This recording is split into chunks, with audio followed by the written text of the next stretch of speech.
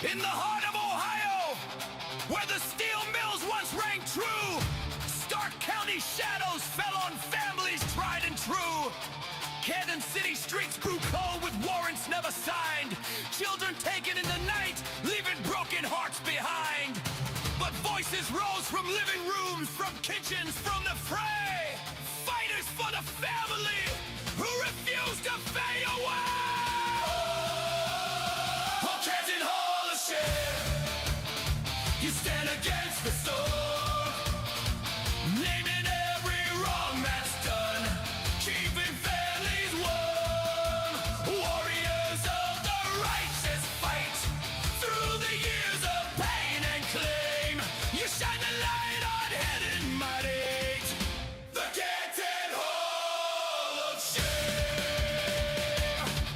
Hey! Justin nicely leads the charge, a single father strong and bold, calling out the overreach in stories yet untold. They march to City Hall, demanding truth and justice where the mighty often fall. From council meetings to the Sixth Circuit's solemn door, they gather evidence and proof they will not fight no more. They broadcast far and wide, exposing every dereliction, every Janeth cried. No warrant, no due process, no mercy in the raid. But these defenders never waver in the promise they have made. When police and agencies conspire to tear the kin apart, these guardians of the heart ignite the people's hearts. They walk the walk of courage, they name the names of wrong, turning silent suffering into a rallying song. For every child returned, for every family home, the Hall of Shame reminds us, protect the sacred road. Walk Canton Hall of Shame, you stand against the storm, naming every wrong that's done, keeping families warm. Warriors of the righteous fight through the years of pain and claim. You shine the light on hidden might, the Canton Hall of Shame. So raise the banner high across Ohio's open plain. For those who fight for family rights will never fight in vain. From Canton to the nation, let the message ring the same. Honor to the steadfast souls of the Canton Hall of Shame. Don't tread on me when tyranny becomes law, rebellion becomes duty. Wake up, America! In Canton, Ohio, the shadows grow deep. Stark County CPS stealing children in their sleep. No warrants, no justice, just raids in the night. Families torn asunder, but we stand and we fight. Justin nicely calls out the names of the shame. Canton Hall of Shame, igniting the flame. Don't tread on me, don't tread on me. But tyranny becomes law, rebellion becomes stupid. Wake up, America! In Canton, Ohio, the shadows grow deep. Stark County CPS stealing children in their sleep. No warrants, no justice, just raids in the night. Families torn asunder, but we stand and we fight. Justin nicely calls out the names of the shame. Canton Hall of Shame, igniting the flame. Don't tread on me, don't tread on me. When tyranny becomes law, when tyranny, rebellion becomes stupid. Rebellion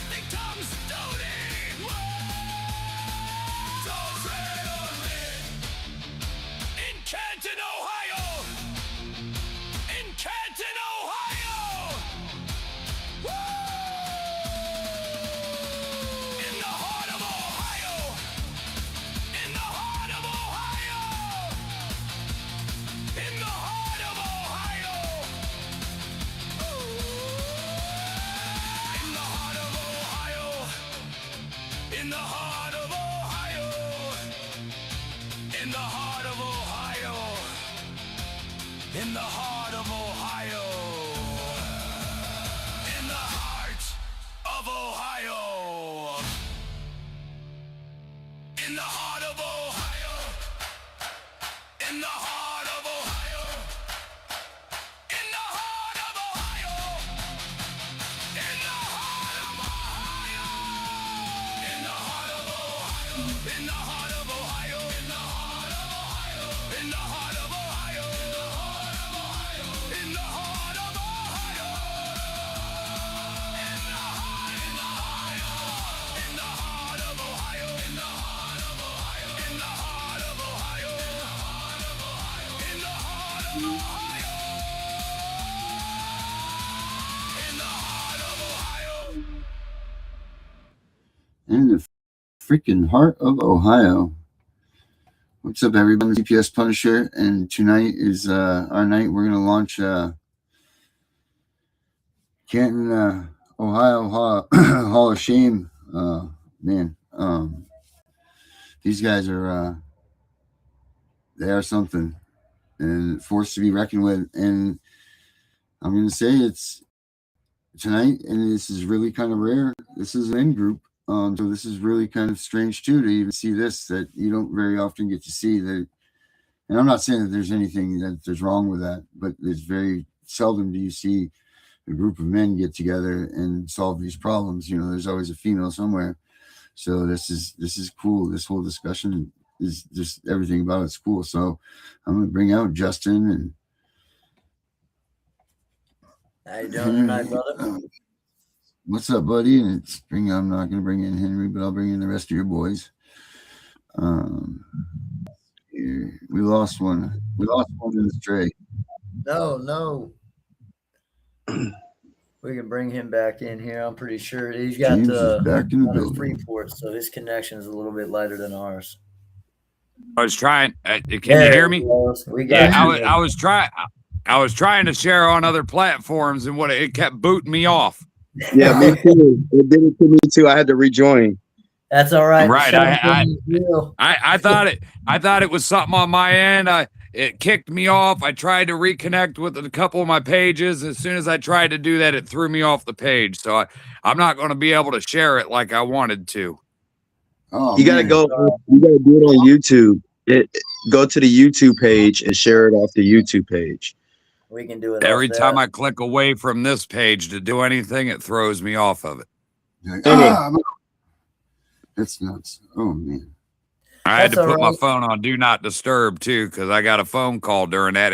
I've actually had to reconnect 3 times. Well, how do you guys begin? How does this whole Canton Hall of Shame start? How do you guys end up here, and how does this all begin? Well, Canton Hall of Shame started back in 2019. Canton Hall of Shame started the day I became a father. And that's, I think, with every one of us here, every one of us, you know, that have children, we ended up sitting there sacrificing. Our purpose of living was drastically changed by their first breath coming into this world.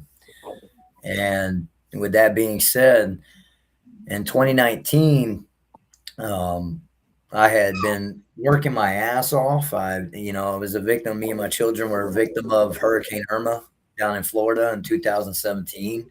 We literally, when I say we lost everything, we lost everything. Our house was under 18 inches of water. And then not even 3 days after the storm, we had looters break into the back window and take whatever was left of value. So me and my kids lost everything. So I had a little bit of a nest egg, a cushion. I had to get rid of my business. The same year, my kids also had their mother removed from the home. Stop. With all that being said, I mean, 2017 was a hard-ass struggle of a year.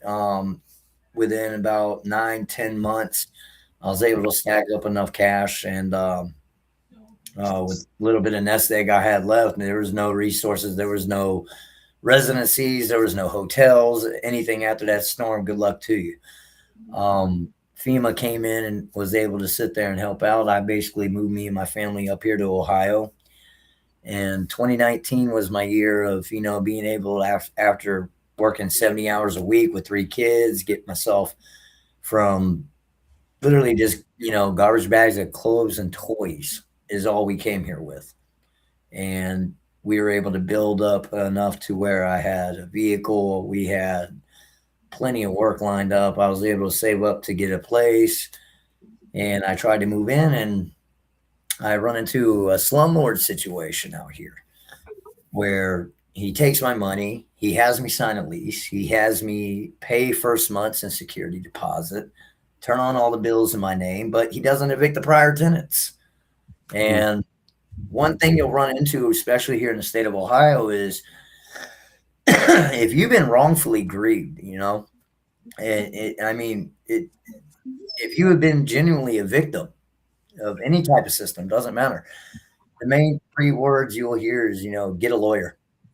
No, we have that privilege and luxury as single fathers, you know, taking care of multiple children. You know, we don't have that privilege of a 6-figure income, most of us in the real age, you know what I mean?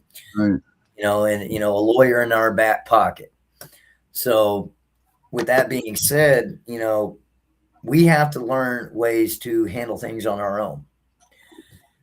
So I had to sit there. I reached out for help from everyone. Everyone told me it's a civil matter, nothing they can do. You know, I have squatters living in my home. I can't get in. I got 3 kids. I'm about to be evicted out of my other place here because I can't leave. And what do you think? CPS steps in all of a sudden. Of course they do. Why wouldn't they? Oh, of course. You know, and here I am. I'm thinking, you know, naively, very, very naively thinking, you know, I'm a good dad. You know, they're going to take care of the squatter situation. They're going to get rid of these assholes. You know, these people won't let us move in. They're doing drugs in the house. They're treating it like a halfway house. They got, you know, a dozen people in there at any given time. You know, they're going to let me and my family move in. No, what did they do? They opened an investigation on me for turning off the power and the electricity and everything over there because stuff from them. Yeah, you know, I can't stay at my house. You know, so I'm not going to pay for the bills until I'm able to move in. Yeah, I get an investigation open on me. Well, I'm not too happy about that.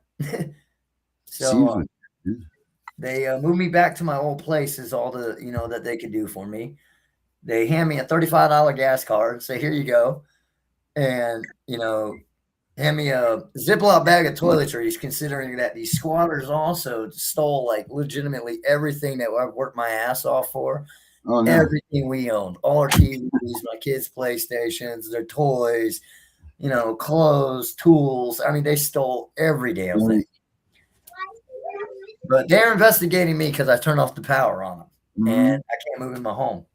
And they come back 3 days later with Kansas City Police Department and claim that, oh, well, you know, we got an investigation open that there was drug use in the home, and you're under the influence of methamphetamine the way you're acting, because I told them basically to piss off. They weren't any help whatsoever. They didn't do anything about a squatter situation, and they tried to interrogate me. So I wasn't too polite with them. So basically, you were just having a bad run. Oh, very. I was upset as hell, and I wasn't going to. And Canton City Police Department has this really bad knack here locally. They enforce policy instead of law, and they will not be above trampling the hell out of your basic freedoms that you have when it comes to the threshold of your home, your freedoms of speech, to speak out, to even try to go through a grievance process and procedure is a very dangerous process out here, where you have to worry about whether or not you're going to be able to go home that day. By doing such, by going through your basic civil processes, if you're going to be thrown in jail or get the hell beat out of you or get set up to be attacked. They came into my home with no warrants. There was nothing signed by any judges. Of course not. And they're going through my cupboards. They're going through my closets. They're searching my house. And I'm not supposed to be enraged, guys. Remember, we're, you know, as fathers, as men, and just as parents. You should get mad about this, buddy. Yeah, absolutely not. God forbid. You're not allowed to yell. You're not allowed to get angry about what the hell they're doing. You come and look through all your stuff with no warrants, no nothing. Oh, yeah. Make me pull my kids' clothes up to make sure there's no, Why not? no marks and bruises on them, you know, because I'm so abusive, because I'm outraged at what they're Let them doing. go in there and examine your kids. It's fine. Yeah, you know, it's all okay. But no, I'm not so. Don't say anything about it. Yeah. Remember, don't get mad. But that's exactly what I did. Close your mouth, buddy. Yeah, no, I chewed their asses out, told them that they're the most incompetent bastards on the planet, told them that they haven't done a damn thing to help me and my family. We're the victims here. We're trying to move in. What the hell's going on with these damn squatters? They snatched my babies out of my arms and took them under what's called a juvenile rule 6 here in Ohio, where if there is quote unquote exigent circumstances of abuse and or neglect taking place that they see as law enforcement officers, they are allowed to snatch your children without a court order, without anything signed by a judge.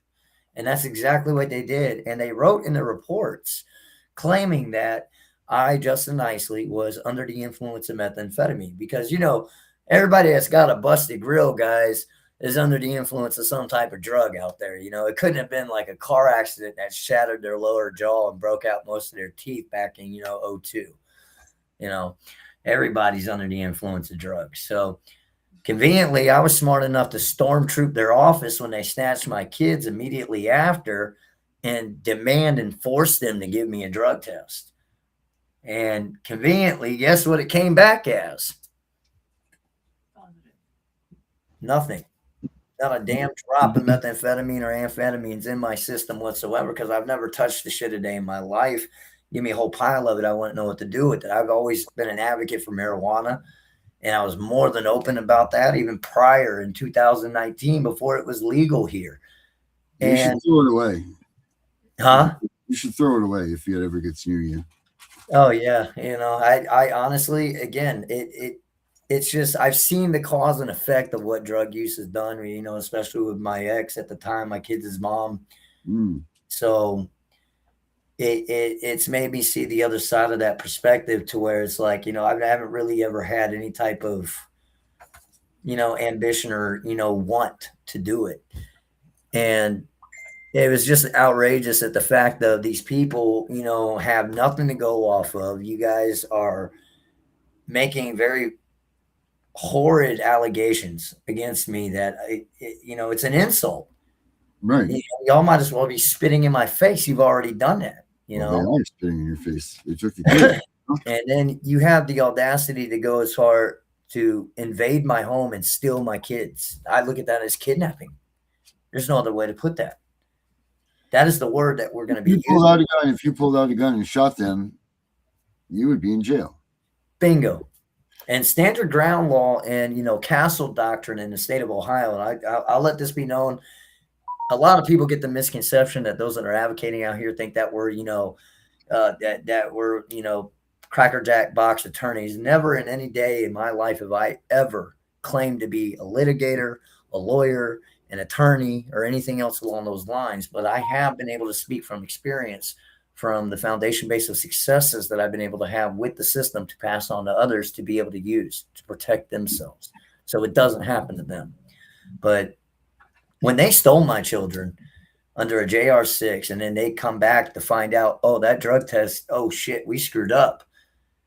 It didn't stop them from trafficking my babies to New York on 3 different trips to 3 different cities in 1 month time. Cicero, New York, Buffalo, New York, Chicotagua, New York. Oh my. How many damn relatives do these fucking people have in a 500 square mile radius in one state? And it's just, it's conveniently, I never know what happened on these trips, because the day the trips start or the day before, when the activity logs end, that to this day they have never released. To this day, they have refused to release the remainder of those activity logs, and they end the day before the trips to New York began.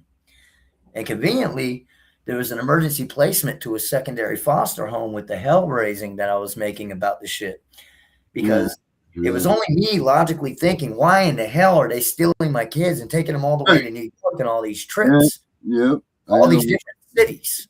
Yeah. How did they vet these people? Yeah. Right. Who the hell are they taking my kids Did they even open up a computer for a second and type in their name? At least, did you just type in the foster family's name? Please, the one that you just gave my kids to. Just give me that, like, no, they don't vet them. They don't nothing. They just throw them into these people that are just accept them, get that money, dude. And that's it. See you later. Bye. That's all they do, man.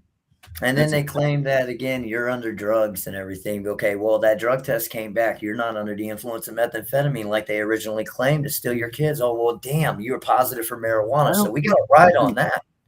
We got to ride on that. They started going off on me about this.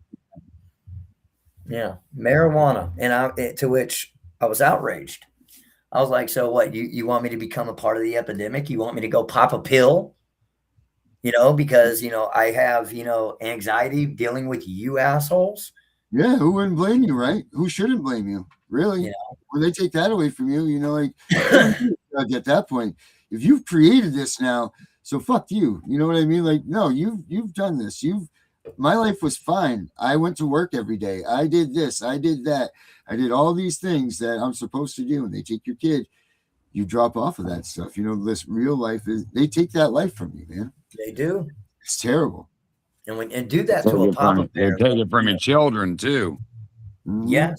Yeah. Yes. And they take that life from your children too. Them children suffer worse than we do. Of course they do. Bingo. I mean, my son. And then when we get them home, we got to rebuild them. I mean, my oldest son was so affected by this, like, I don't really like talking about it much because he's of age now. He's almost about to be 16. But I mean, that kid showed up, in horrid, ratchet conditions when he showed up to the visits. My daughter's hair was chopped off, completely chopped off. Her hair used to be down all the way down to her lower back. It was chopped off to her shoulders. Never authorized that. My youngest son, Damien, I mean, I call him my teddy bear, man. He's my little big guy. You see that spark and that light in him just gone. He's standing there like a zombie, not knowing what the hell is going on. And I can't explain anything because anytime I try to talk to my children during a visit, they're threatening to take it away. They're sending armed security guards on me. Yeah, that's their tactic right there. You don't mention a thing about this case. Every time I try to go in and obtain paperwork information, I'm getting security called on me to kick me out of the building. I'm having Canton City Police Department show up to a county office over a civil matter. Remember, keep in mind, this is all a civil matter. So why are we calling Canton City Police Department, a city law enforcement agency, for a county issue when I'm sitting here trying to exercise issues of just obtaining paperwork information? Why are we involved in law enforcement? And then why are you guys telling me I have to go get this mental health exam at this exact location? Yeah. And then when I do, you don't like the results that came back, so you tell me to go get another one. Mm-hmm. To which I tell you gladly to go fuck yourself. Give me back my babies. Yeah. And that was the mindset I had the entire time that they had my children. There was no negotiation with them. There was no, I looked at you flat out as enemy number one, and I'm going to treat you as such. You have my children. And when you do this to, legitimate papa bears out here, like myself, like Josh, like James, and men that have been, by their kids' side since the first day of their birth. I mean, they have given their heart, blood, sweat, tears, and soul into their children. You don't cross that threshold because you're gonna that famous phrase, you don't poke the bear. Well, papa bears across the nation, man, need to stand the hell up. Yeah, agreed. And that's exactly what happened. I was such a ratchet pain in their ass. Every day I'm in their office getting threatened to get thrown in jail. Every day I'm at the police station dogging the chief, dogging the lieutenants, dogging IA, dogging every officer involved. And by the time the first preliminary hearing came in, they're sliding a piece of paper across the thing, on the table saying, "Hey, sign this. And we're just going to claim dependency, and, here's your kids back," as they drop them off on the porch 2 months later after kidnapping them. Right. And with all that being said, unfortunately, right after that happened, I wasn't even entitled, for the reach around and courtesy of being able to file a grievance or complaint in all the matter because COVID hit. Nice. So you're lucky again. Perfect. What about you guys, man? Well, Jay, you want to go first? And then I'll go. my wife and my daughter got into a physical altercation. My daughter tried to choke my wife out one day in her bedroom because my daughter threatened another child she goes to school with on her cell phone. She used her cell phone to send threatening messages to her and even told the little girl to hang herself in her own mother's closet. So my wife and I tried to obtain the cell phone as a punishment. You know, you're not going to use the phone correctly. You're going to use it to cause, you're going to use it to cause harm. You're going to use it to, be unruly. We're going to take your phone. Well, can you give me a few minutes, please? It's not. I promised it's not. Give me a. No, they're not. They're hiding from you. Go play. Harmony and Lucy is missing. So, long story short, instead of my daughter giving my wife a cell phone, she decided to choke my wife. Oh my God. And my daughter is probably every bit of 190 pounds. She's built like Brock Lesnar. Okay, Josh and Justin met my daughter just this last weekend. They've seen her. She's a big girl. I mean, my wife, she's kind of a big girl too, but when you're being choked in the corner of a room, I don't care who you are. First thing that comes to your mind is to bop this person and get them off you. Amen. Well, my wife, my wife bopped her. Okay, got her off of her. My wife left the situation, walked all the way to another floor of the house. My daughter called 911. Get out. Okay, made it sound like the mother was beating the shit out of her, basically. Yeah. So they come out, ultimately arrested my wife on a DV, which she only spent one night in jail. Next morning, they let her out. My children were still here. The CPS did not get involved. 6 days later, CPS removed my children from their school with an emergency ex parte motion that said that it had everything to do with the assault that happened between my wife and my daughter. But there wasn't any concern in the 5 days in between the sixth day. Yeah, no, not at all. And they did absolutely nothing when in Ohio law says that they have to show reasonable efforts that they've tried to retain the family intact. They didn't do anything. They didn't even knock on my door. They just went straight to my kids' school 6 days later and took my children. I have zero record. I've never been in trouble a day in my life. I've been self-employed. I buy storage lockers for a living and I sell them at flea markets and swap meets. I do very well for my family. There was no reason why they couldn't, even a safety plan, something. They could have did something other than what they did. They just jumped straight taking the children. They kept my children for 14 months. Within those 14 months, 2 of my children were abused, and it's documented within the activity logs. And my kids told the guy at their forensic interviews at the Harmony House in St. Clairsville, Ohio, told them they were abused by this caretaker. My 11-year-old got kicked in her stomach because the caretaker was pissed off at her. And because my 6-year-old would not go to bed because she had school the next morning, they placed her outside in her freaking nightgown to sit in the snow. Not in the snow, but it was snowing outside on their porch on a bench while it was snowing outside. Oh, man. And me and my wife tried to press the issue. We've been in and out of these sheriff's departments trying to talk to the Harrison County Sheriff's Department here where my children are in their custody, and in the Guernsey County Sheriff's Department where the incident happened. And neither of the sheriff's departments want to get involved because I don't have custody of my children. Oh, God, and no, CPS didn't report the crimes to the proper authorities. It's not up to the CPS agents to investigate criminal acts. No, they got the power of God, remember? Judiciary, right. Judge, jury, executioner, and the works here. And here just in December, because I was raising a great niece of mine because my niece didn't want her. She just gave birth to this kid and threatened to kill it the day it was born. Right. And me and my wife decided after the 4th month that we would take the baby, and we raised that baby till she was almost 6 years old. When they came in my house and took my children, they took her too, just to reunify her back with the biological mother that is now facing charges. And the whole family subpoenaed to go to court to testify on that baby's behalf here within the next 10 days. Well, no, And the real- 10 days real in quick. 10 days we pick the jury, and 15 days we go to court. Well, real quick too, since we are live and he did bring that up, we do want to give a shout out to anybody out here in Ohio.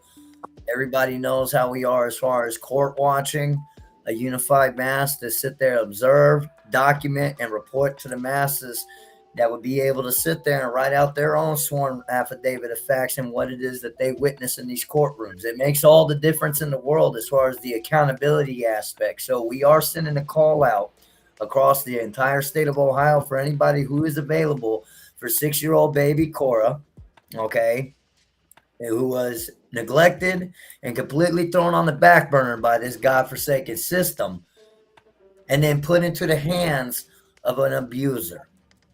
Now, we've heard The this biological mother, Yeah. Yes. mother makes this child sit by the door to eat her food. She's not allowed to sit at the kitchen table like the rest of the family. What? So we're gonna, And that's we're gonna what we're put going to court. That's what we're fighting for right now. And she picked that child up by her arms and threw her on the floor like a sack of potatoes and injured that baby. And CPS did nothing. They took the baby the night that it was reported, and the very next day after school, CPS released the baby back to the biological mother. And now And the you mother know, will face charges. and now the mother's facing charge, but the mother still has the baby. Now make that make sense, people. So we're sending all. I'll tell you why it APB makes call sense. out. Because it happened to me. I know why it makes sense, because Harrison County wants to make sure that they make it look like they made the right decision. Unfortunately for them, though, this is going to happen in Summit County, 172 South Broadway. Write down that address, people. See, he said Summit County, and I said Harrison County. Let me Yeah. clarify that for you guys real quick. My daughter, my great niece that I call my daughter because I raised her, went to Summit County from Harrison County back to the biological mother. Harrison County's in cahoots with Summit County and told Summit County not to deal with any of the reports from the family on that child. We sent the police. We called the police over there for a well check. I want to say around mid to late December. And the officer sent my wife a text message and said that the CPS agency basically told them to kick rocks and they know what's the best interest of the child. Y'all hear this, people. This is how it is here in Ohio as far as the law enforcement not even understanding their own roles. That's a and duties Lakemore out Police Department. That's the Lakemore Police Department right inside Springfield Township, Ohio, right on the outskirts of Akron. Right in between Akron and Canton. Call them out, and that's what we do. We will name departments. We will name the officers. We will name the caseworkers. We will name the judges. And that's what we all need to do in a unified front and get accountability. Now, the problem that these officers did was they literally said the dictation and control is all under the CPS guys. CPS said, we're taking care of this investigation. That's not your place. So with that being said, baby Cora needs our help. The system has failed her. We're the first line of defense for these babies. It's been made perfectly obvious that the system is not going to help. So we are sending an APB call out for May 6th. Mark your calendar on May 6th, 8:30 a.m. Be at 172 South Broadway at the Akron Municipal Courts for baby Cora, 6-year-old baby Cora. We're going to be showing in mass. We're going to be there again, not to sit there and raise a hailstorm, not to sit there and create disturbances, but we are going to be there to observe, document, and report. We're going to hang on every single word said. We are going to go through it with a fine-tooth comb and deeply scrutinize testimony given as far as protecting this little girl. So we encourage everybody to please come bear witness, be there at that court hearing for this little girl. Her name is Cora. Again, 172 South Broadway, Akron Municipal Courts, May 6th, 8:30 a.m. We need as many court watchers there as humanly possible. And this is the things that we do here as far as being able to get some type of overhaul in this system. Absolutely. And thank you, Justin. Thank you. Another thing I wanted to cover on here, on August 26th of 2025, we was at a reunification hearing to bring my children home. Everything in my case plan had been completed for months by then. We shouldn't have had to wait till August 26th for a hearing. We should have been in May or June. We should have had that hearing, but they made us wait all the way to August 26th for that hearing. And then during that hearing, I realized that me and my wife realized that we were able to speak to the judge about some of our concerns during that hearing. So my wife brought up the fact that they transported my kids over 200 miles on two separate occasions that we know of without proper safety restraints for a 5-year-old and a 6-year-old child. And that would be a felony if they caught you doing it. Right. I couldn't even go to the gas station with my kid without a car seat. They'd put me in jail. But anyway, the point of the matter is what they did in that sense is they retaliated. Everybody in that courtroom, the judge, the prosecuting attorney, CPS, the guardian ad litem, everybody that was in that room was in agreement to send my children home. And then that judge asked my wife if she had any questions or concerns, and she brought that up. And in retaliation, the CPS agency brought up some sexual abuse allegations that had no substantiating findings. I've got all the police reports. The investigation's over. They had nothing. In fact, they did the entire investigation in September, but didn't close it until late December. Yeah. Okay, so they did that to hold my children and delay my case those additional months. And in the meantime of that, because they were so stuck in their ways of committing fraudulent acts and manufacturing, whatever it is they were trying to manufacture, they forgot that their 12-month extension in the state of Ohio was over.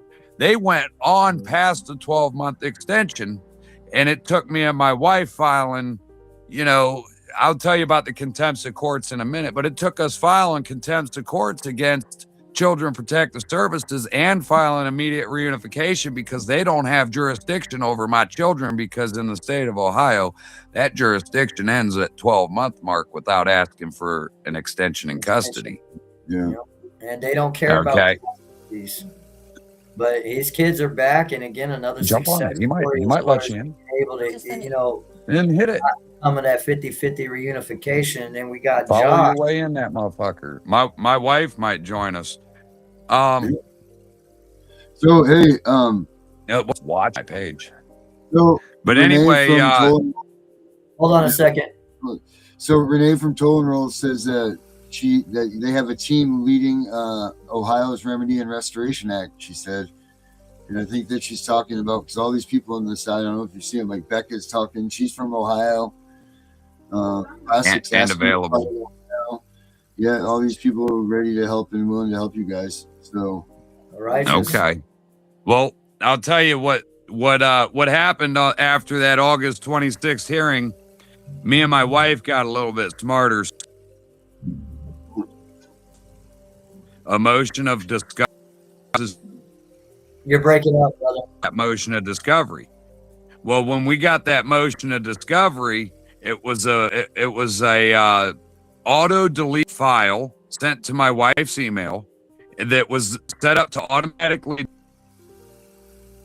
delete after opening the file. So, like, you will never be able to find the source of that file after 7 to 14 days, which is fraudulent. And then we get it, we open it up, we start going through it, and every other page in the entire document is completely redacted from top to bottom. The only thing they're allowed looking to like legally redact files. Oh, boy. told the judge, my wife told the judge in the courtroom on record that our activity log looked like the Epstein files, and he put it in the you get a little letter after you go to court from the judge. It tells you about the little breakdowns of what happened at court. He told my wife that he didn't show her any evidence, that she didn't show him any evidence at all whatsoever that my files looked like that. I mean, dude, Justin and Josh has seen my files. They look probably worse than the Epstein files. I saw a lot of black lines going through that text, and I didn't. And the cool thing is that they're retarded enough to sit there. If it's not a copy, James has found an interesting technique where you can unedit stuff. So just don't tell them how I'm doing it, bro. Tell you how, but we can tell you that we can unredact redacted files. That's all we're gonna say. Only authentic. If they're authentic, because what did in my case, copies, remember, if they're not, so they got to be again. And we're making this thing called the Parents Bible. It is available for everyone across the state of Ohio. If you're a parent, it stops CPS directly at the door with a notice of service, telling them that they have no legal authority to be there, that you are invoking you and your child's right to remain silent under the Ninth Circuit, to shut down all gag orders, people. You hearing this? So check this out. Check this out, Justin. Gag orders, brother. Once they gave me that redacted file, I filed a motion to compel. But I also filed it with sanctions against Harrison County, Ohio. Okay? And then the judge granted it, but he didn't give me my sanctions. He granted the compel, but he did not give us any sanctions. So he gave them to a specific date, which I believe was November 18th to compel. Okay. Well, when compel. So I gave him another week. I'm like, well, fuck it. I'm going to give him another week. Oh, I'll mean to cuss on your platform. My bad. But anyway, I'm like, screw it. I'm going to let them wait another week. I'm going to give them a chance. You know what I'm saying? They still never compelled. So me and my wife filed a motion of contempt of court. And when we went to court for that, the CPS agency put their reunification hearing in the same hearing. So they reunified my kids, but they threw the contempt motion under the desk. Oh, man. That's what they We weren't even able to talk about it. No. Your motions will get all thrown to the side just so they don't have to sit there and hear the arguments of them real quick. So again, it's easier for them to sweep it under the rug. And look, there's the Epstein files, folks. Mm-hmm. Right. So we went on home. There you go. That's exactly. Yep. That's my wife showing everybody the files that I got. There's the Epstein files, folks. Just everywhere you look through the whole thing. So anyway, we got them in this predicament where the judge has thrown my contempt motion under the desk. He didn't want to talk about it. So we go home and we write up more motions that forced him to pull that motion back out. And then he said he ruled on those motions without ruling on them motions. Oh, interesting. That's Ohio. So now I'm not allowed to have my files unredacted. Yep. And that's my case is closed. My children are home. All except for my great niece that they shoved back in that other home. No, it sounds like you're gonna get it, man. You guys are sharks, man. Oh, we're gonna kill them, bro. We're not gonna kill them with guns or anything like that. We're gonna kill them with a pen and paper, like they try to do to us. Yeah, the pen's mightier than the judge also sword. wanted my book. Facts. Yeah, the judge also wanted my wife's book. He tried to take her evidence. We got take my whole book. Nope, not happening. You go do that leg work. That's ours. He said, I will document it, put it all in evidence, and you won't get it back. Made that up. We will tell everybody, if anyone is listening, the most number one crucial thing, and we tell everybody to treat this like a religion. Record, record, record, and it's so important. And let me go ahead and tell you why you record, because them caseworkers and them prosecutors cannot remember any of the lies that they've told you. Facts, and the truth always supersedes the lie, because with the lie they got to keep sitting there remembering the damn thing. It takes a hell of a lot more effort to remember a lie than it does the truth. And I tell everybody, when I say record, teach and learn your recording laws of your state. Josh has one. I have one. These things we walk around with, I have multiples of these. I have one in the truck.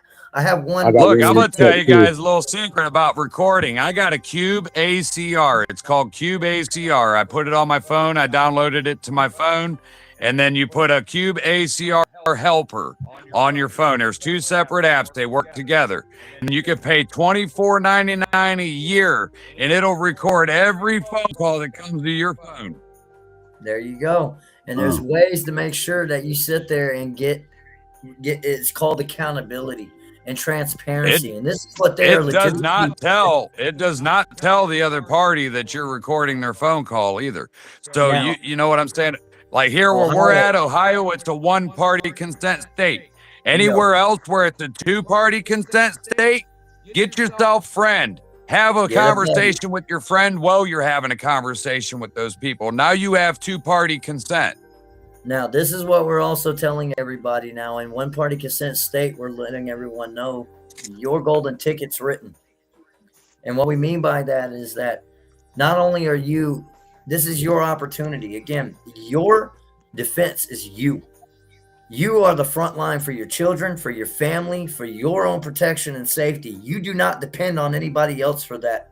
You better depend on that for yourself. Treat this, like I said, like a religion. You better make this a habit. Every time that phone rings, boom, you're right here with it. On speaker, ready to go. Every single time. Or download the app and spend the money, because I'm going to tell you, it's so much easier just to know it's already recorded. You download that caseworker's name in your phone, so it says your caseworker's name, and then you could go into that Cube ACR app and search that caseworker's name and pull up every recording you've ever recorded of that person. It's all already lined up. Everything's dated and timed. Every time you go to a team meeting, every time you go to a visit with your child, every time that you sit there and have a home visit by these people to inspect your property, you record them on audio. You record them on video. These are your weapons. Facebook. Yes. And we'll put you on the internet. You've seen that, right? Now, the reason why we tell everybody to treat this like a religion is because you have This no is my idea holy Bible. Hey, look at what my wife's talking right there. Back up a little more. They can't see that. There you go. That's a lot. I'm gonna tell you, every bit of that is evidence against the state of Ohio.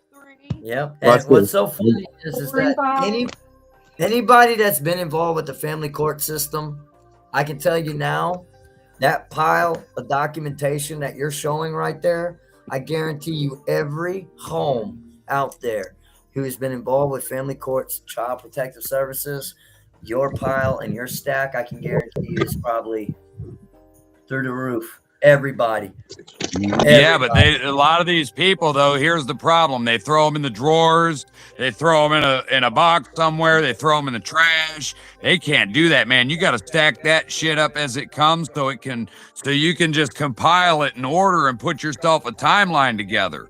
Now, that's what I've been also teaching everybody. The crucial aspects of this is what we've been teaching. Again, empowering people with the knowledge to be able to fight back. So you're not making the same dumbass decisions, dumbass mistakes that have been constantly made by countless others that have failed repeatedly time and time again.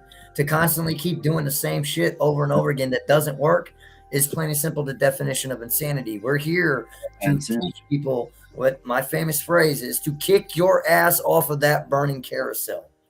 What I teach everybody is to make a chronological timeline. And what I say by this is that don't just sit there and get all your paperwork and documentation and court documents all together and everything and stack it up and say, here.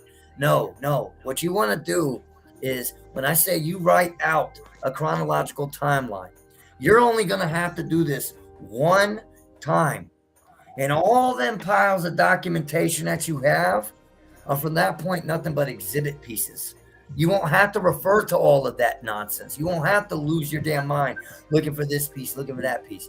You have what is called that timeline, that affidavit of fact, chronologically written out from the beginning of what started all this shit, from the very first engagement. You see this right here? You see this? Yes. You know, this is our app, right?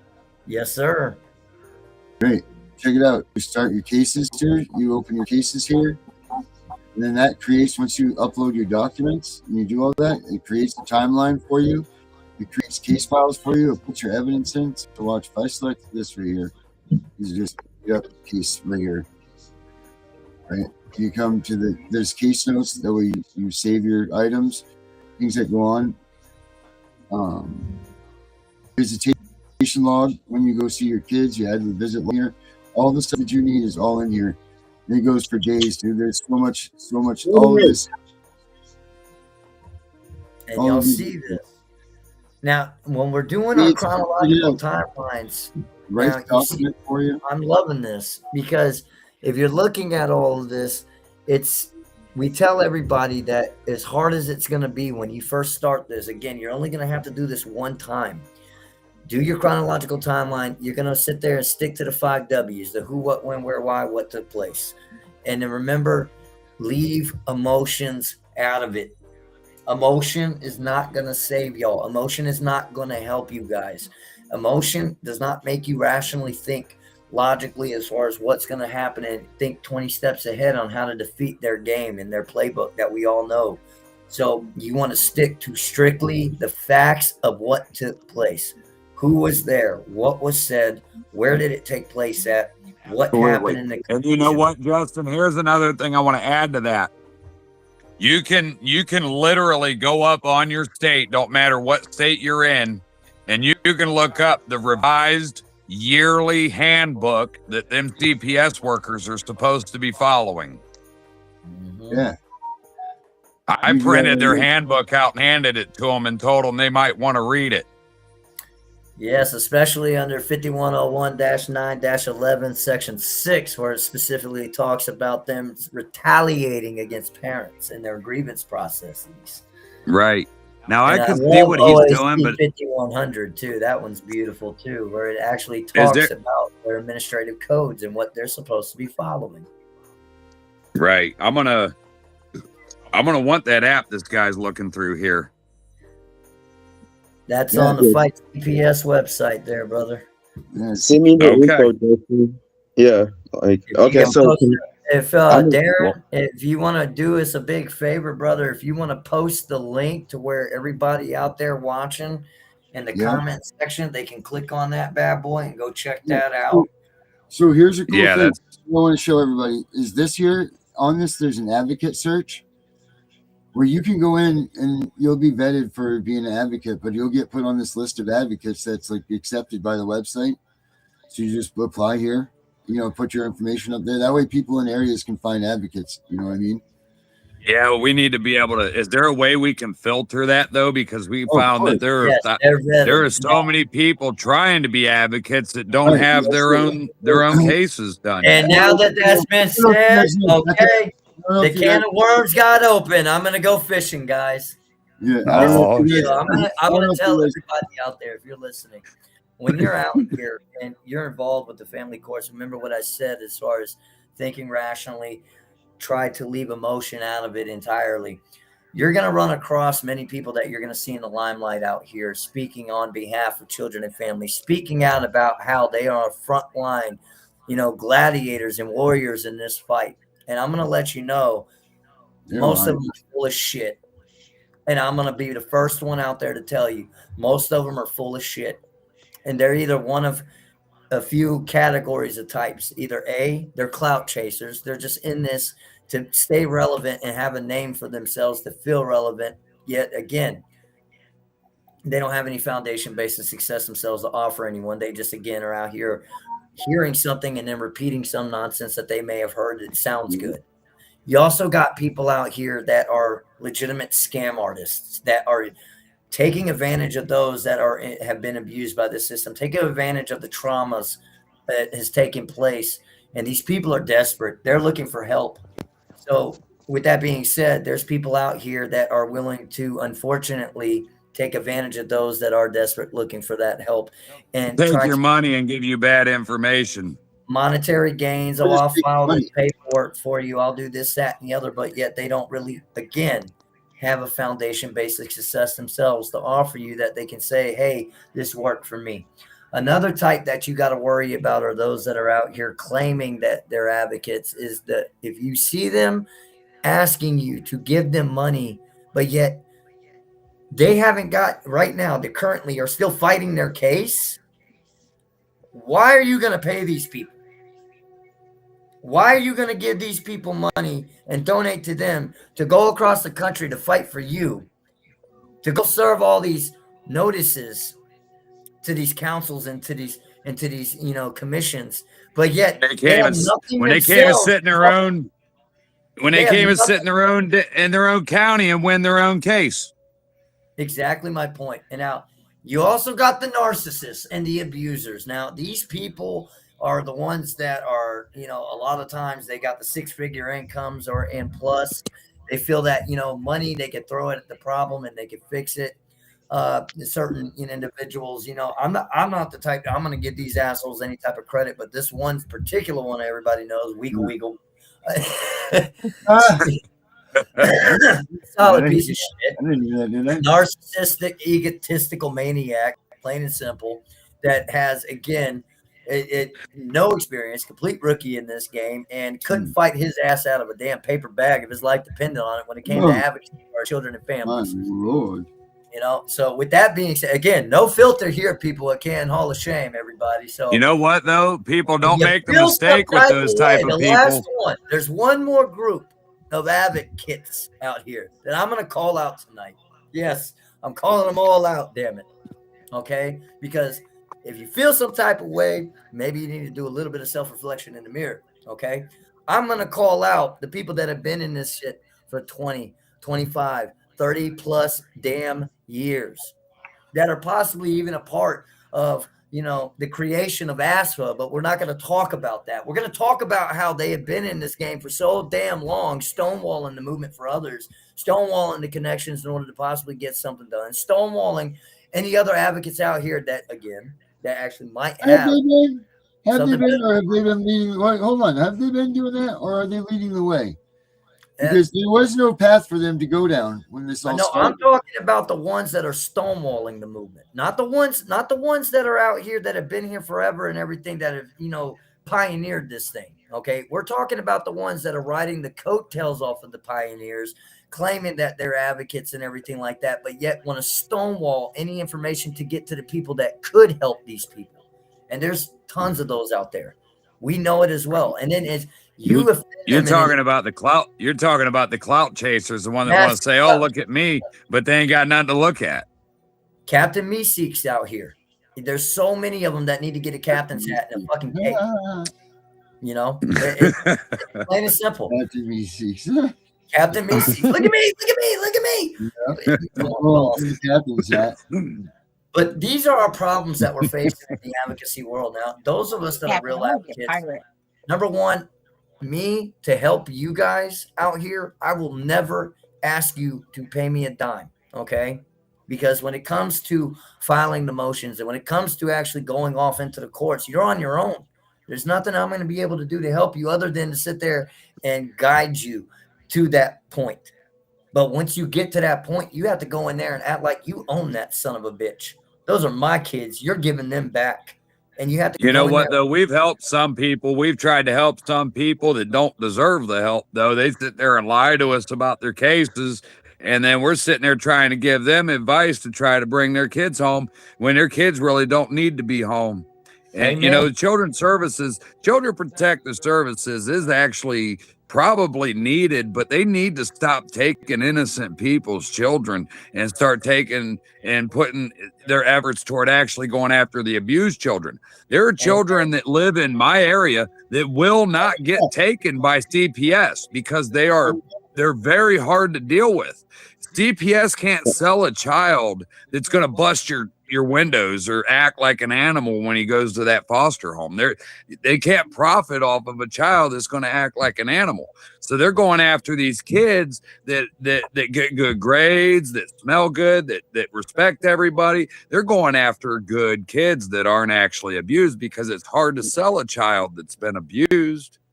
So the whole idea and what we're proposing across the nation is the campaign is called #StandUp. And what we're encouraging everybody is that the complete abolishment of the family courts in its entirety, to where when it comes to Child Protective Services intervening and stealing and kidnapping our children, there damn well better be a criminal offense taking place as well. Yes. If you take the children, you damn well better not just one either.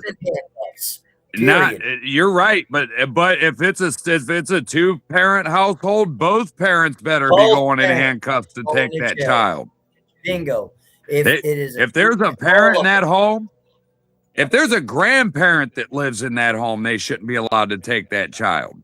That's right. Bingo. And my reasoning for this is what I'm saying is, that seems a little harsh. No, what that does is that we'll send it to not family court. That goes to the criminal courts, to where now we're not dealing with this bullshit of the weight of the feather that we all know that 51% of a lie is the damn truth. And now you are sitting there trying to prove your innocence to the guilt that they've already established, to the preemptive bias that have already been set by the guardian ad litem, by these lying ass caseworkers, by these judges and magistrates that don't know you from a hole in a wall, but are going off of the lies that are written out in these damn reports and making their decisions right there in the immediate process to keep the children in retained custody.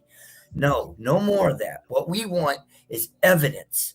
What we want is trials. What we want is lawyers' representation of and or assistance of counsel, which would be more preferable. Speaking of trials, my wife was going to take her domestic to trial, and she was following through with that. We were dead ready for trial. We was a week away from trial, and her public defender come out to her at the last pretrial and said, "Look, we're going to offer you this plea deal. And if you don't take the plea deal, they're going to make it really hard for you to reunify with your children." Real quick, was it disorderly conduct by any chance? Yes, it was. Wow. I'm a man. And it's my first offense. I'm a mind reader. It's disorderly conduct. Okay. So they coerced her into taking the plea deal so that she could get her children home. They told me they were going to give me sexual assault abuse charges, along with the abuse of a minor child under the age of 21 with a disability, also domestic violence, or I could take the disorderly conduct. And I'll put it out there. She has a mental disorder because she thinks that she thinks she's a man. She wants to have a surgery, and I'll get funny with it. I ain't never going to pay for no addictomy. She needs to just pull out the tricoxagen and get over it. Oh, I like that tricoxagen. I've heard addictomy. Oh my God, I'm fucking dead over here. That's great. And now, if you want to talk about abuses, people, Josh's story, if anybody hasn't followed along with the story of Josh Brown. Yeah, Josh has got a... This man, I've been by this man's side for over a year, and I have never seen a father fight harder to be with his child, or to want to be a father to his child, that has gotten nothing but the fucking shaft every turn, every way imaginable. Right. And this is a story that needs to be told about the abuses that take place to these babies. Go ahead, Josh. Hello, everyone. I'm I put on there hashtag free Tyreek Brown. That's what I normally put on Facebook. My name is Joshua Brown. Really, my real name isn't Joshua. I was adopted at 6 months old. Now, the reason why I go son is because I was in the system myself. Right now, my son is with my adoptive family, and that was not a choice of mine at all. Justin is just my side. He's my witness to everything that's been occurring to me.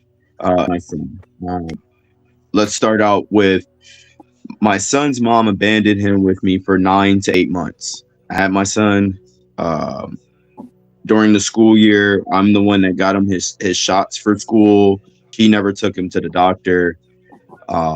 Even before that, let's start before that then. So, like Jay said, Akron is corrupted as hell.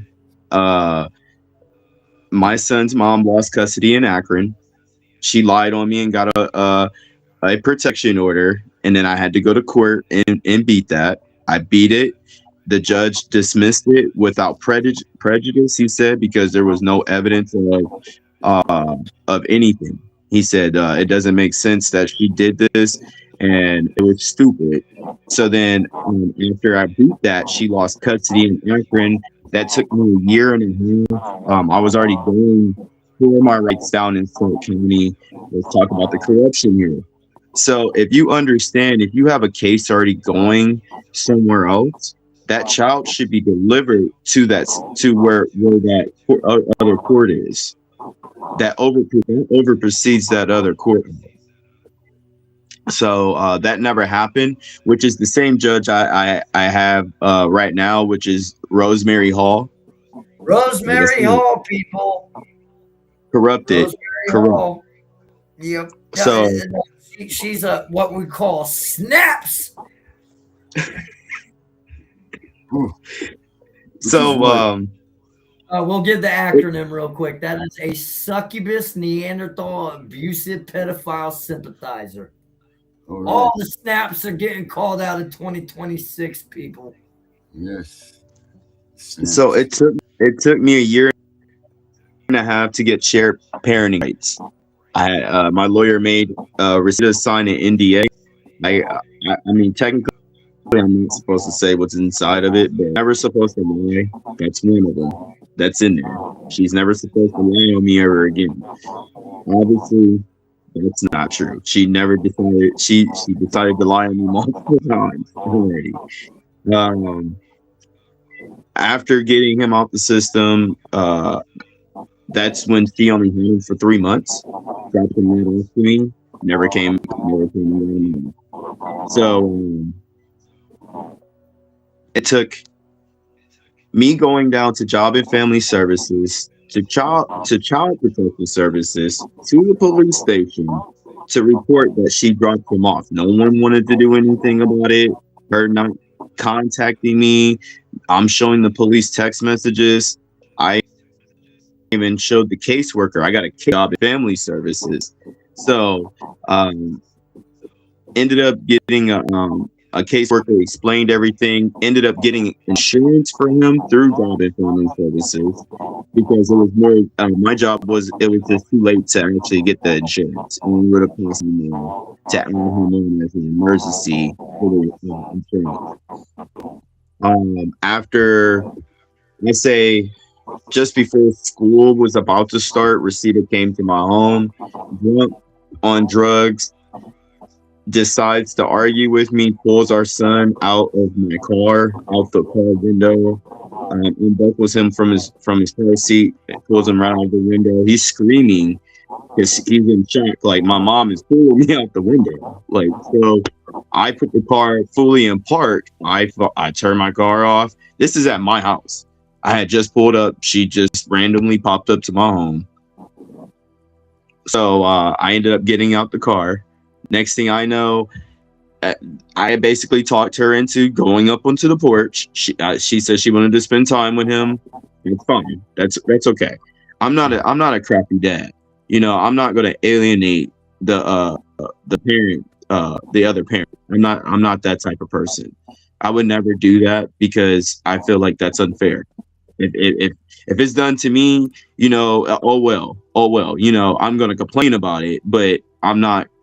It just doesn't make sense to do the same thing to somebody else that's doing it back to you sometimes. Now, So remember, keep in mind, this is at Josh's home. She shows up intoxicated. She's acting a damn fool. The neighbors are all outside. She brought friends to his home to sit there and antagonize and rage bait and play games. And listen to what the hell this woman does next. so she jumps off the banister. I mean, do you guys have a banister piece on y'all's porches? Like the hold on, Yeah. I have it. I have one here. Know what you We got talking it. about? Yeah. Okay. Well, she jumps off the banister with our child in her arms. I jumped too. What? Luckily, I was able to catch them in midair. I wrapped my body around them. We fell down onto the ground. My neighbors are screaming, scared, because she has a baby in her hands. You're jumping off of a banister. Does that make sense? Like, you're doing something cuckoo. I didn't know what to do fully. I'm glad my reaction kicked in. My reaction kicked in. So able to save my child from real harm. Ends up trying to explain this to Canton police. When they show up, me and my neighbors are trying to explain this to the Canton police, and Canton police weren't trying to hear me. They decided to take the sweeter side, my son's mother, and the next thing I know, I'm in handcuffs. I'm going to jail for child endangerment, for it was something else they were trying to hit me for, domestic violence. They were trying to hit me for domestic violence. So they end up telling me, you know, real quick too, that the law enforcement agency that showed up that night, nationally, people, has been in the news numerous times. The Canton City Police Department nationally has been in the news for shooting people through privacy fences, for having the investigative tact of a cinder block, possibly a brick, maybe if they're lucky, for sitting on top of people for over 5 to 7 minutes until they killed them and now are on trial, sicking canines on handcuffed suspects that are on the ground, already detained in handcuffs, sicking canines on them, drop kicking youths in the projects who are on they their knees shouldn't. with their hands in the air. And Greg, hold on. They Come on. shouldn't even be using a canine as a weapon to begin with. The but dog. Time out. Here's another one. Coming 6 deep to my home with no warrant, nothing. Pulling out AR-15s, about to come kill me. because of a caseworker's report saying that Josh Brown threatened them on a Facebook post from 2 weeks prior. Now, conveniently, when these officers came with rifles to his home, okay, and pulled him out of the trunk, it was because the day prior, the man passed out over 1,000 of these copies of the police report that told the truth about his son, his 6-year-old little boy, being. Justin, we still ain't get there yet. You're giving up the beans before we give out the pudding. We're giving up the truth, brother. Continue. Okay, so that I've had issues with Rosita. I've tried to explain this to the police multiple times. She's tried to kill me. She tried to stab me, hit me with a car. I'm just saying, it's been a lot of issues with the child's mother. Our prosecutors won't do anything. If you try to go get a protection order, they won't give it to us here. I've tried to multiple times to get a protection order. They won't give me one.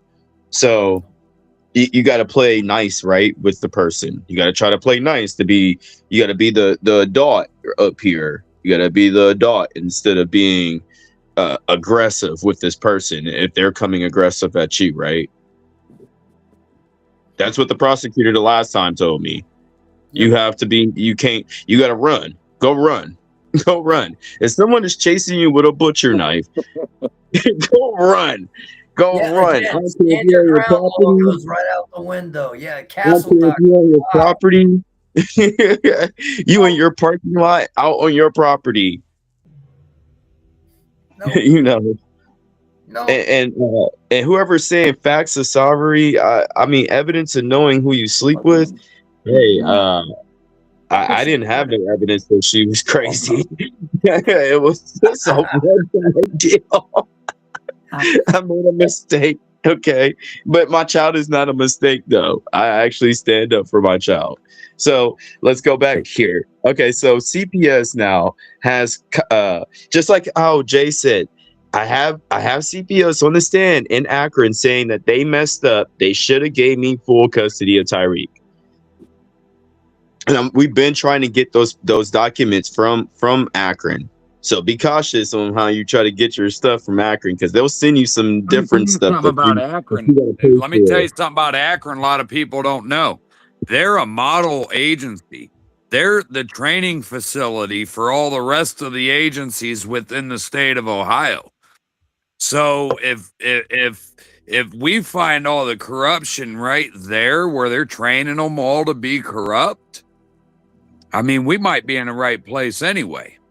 Yep, we got them on the top 10 radar as far as the counties that are the hottest ones out here, and that's not in a good light, people. You know, by the way, in my county hits number 1 in the state for being the most corrupt. And I was able to fight them cowards and get my children home. But go ahead, Josh, continue. Okay, so then Reseda loses custody again this time. And I don't know if I said this very clearly. I ended up getting Tyreek back in my custody, right? He was back in my custody, not in Reseda's custody. So CPS comes after me complaining to them and everything, explaining that she abandoned him. They decide to put out a, what is that, Rule 8 or a Rule 6? Juvenile Rule 6. So they decided to JR6 all her kids. Now, I had just dropped my son. I had dropped him off to school, and I ended up going to the bus stop like I always do to pick him up. Next thing I know, the bus driver tells me, no, the kids aren't on the bus. I said, which kids? My son should be on this bus. I said, and he was like, because I cleared it with the bus depot. That I was always the parent to come get them from the bus stop. So, because you got to take your custody papers into the bus depot. I don't know if all y'all know that. When you got to go pick up your kid, you got to take up actual papers to the bus depot. So, the bus depot cleared it. Like I said, the bus driver tells me that the kids are not there. They're at the school. So I call the school, Wright Prep Elementary. I have videos on Facebook showing that I've been around my son. I've been there to the school. I was the one that was being the active parent with the school, and the school was loving that. The teacher loved that. I have it on recording. It's all on Facebook. So the school tells me CPS is on their way to come take my son. I said, no, not today. I said, I'm on my way. So I get a call back while I'm speeding to the school.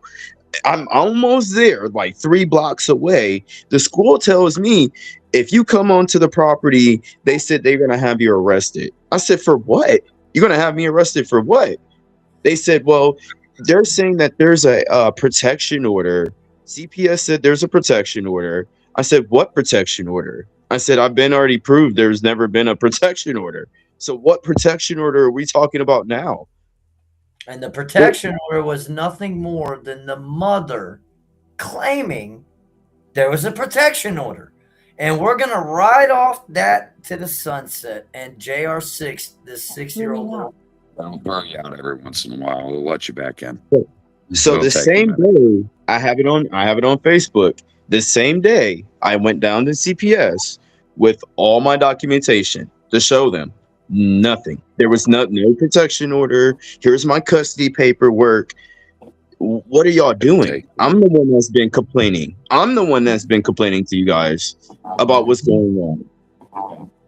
Thank you, Mr. Brown. We'll give these to Suzanne Petcherini. Hear this. Supervisor of Child Protective Services, Suzanne Petcherini.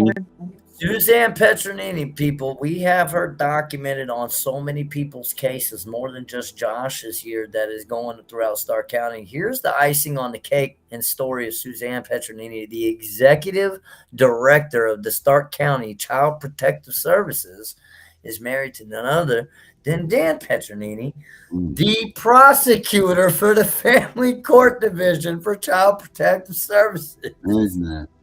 Okay, so let's take a step back. Conflict of interest might be on that one. Let's take a step back. Okay, so I've been having major issues, like I said, with the mother, right?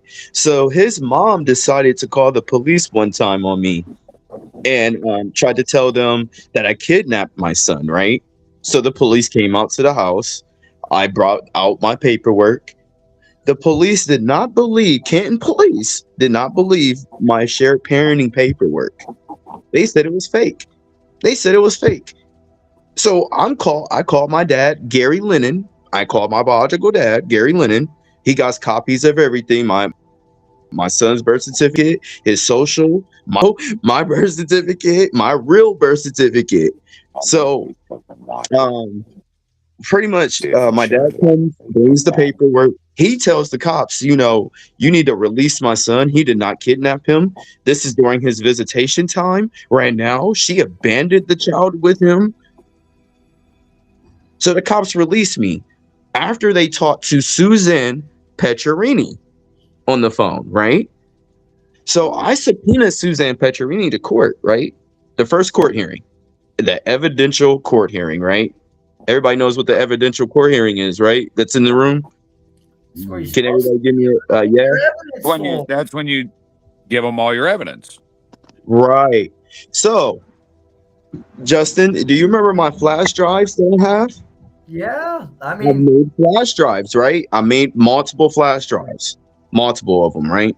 Of evidence. It just keeps building up. I keep uploading more onto them. So I give one to magistrate in what's his name? Inferno.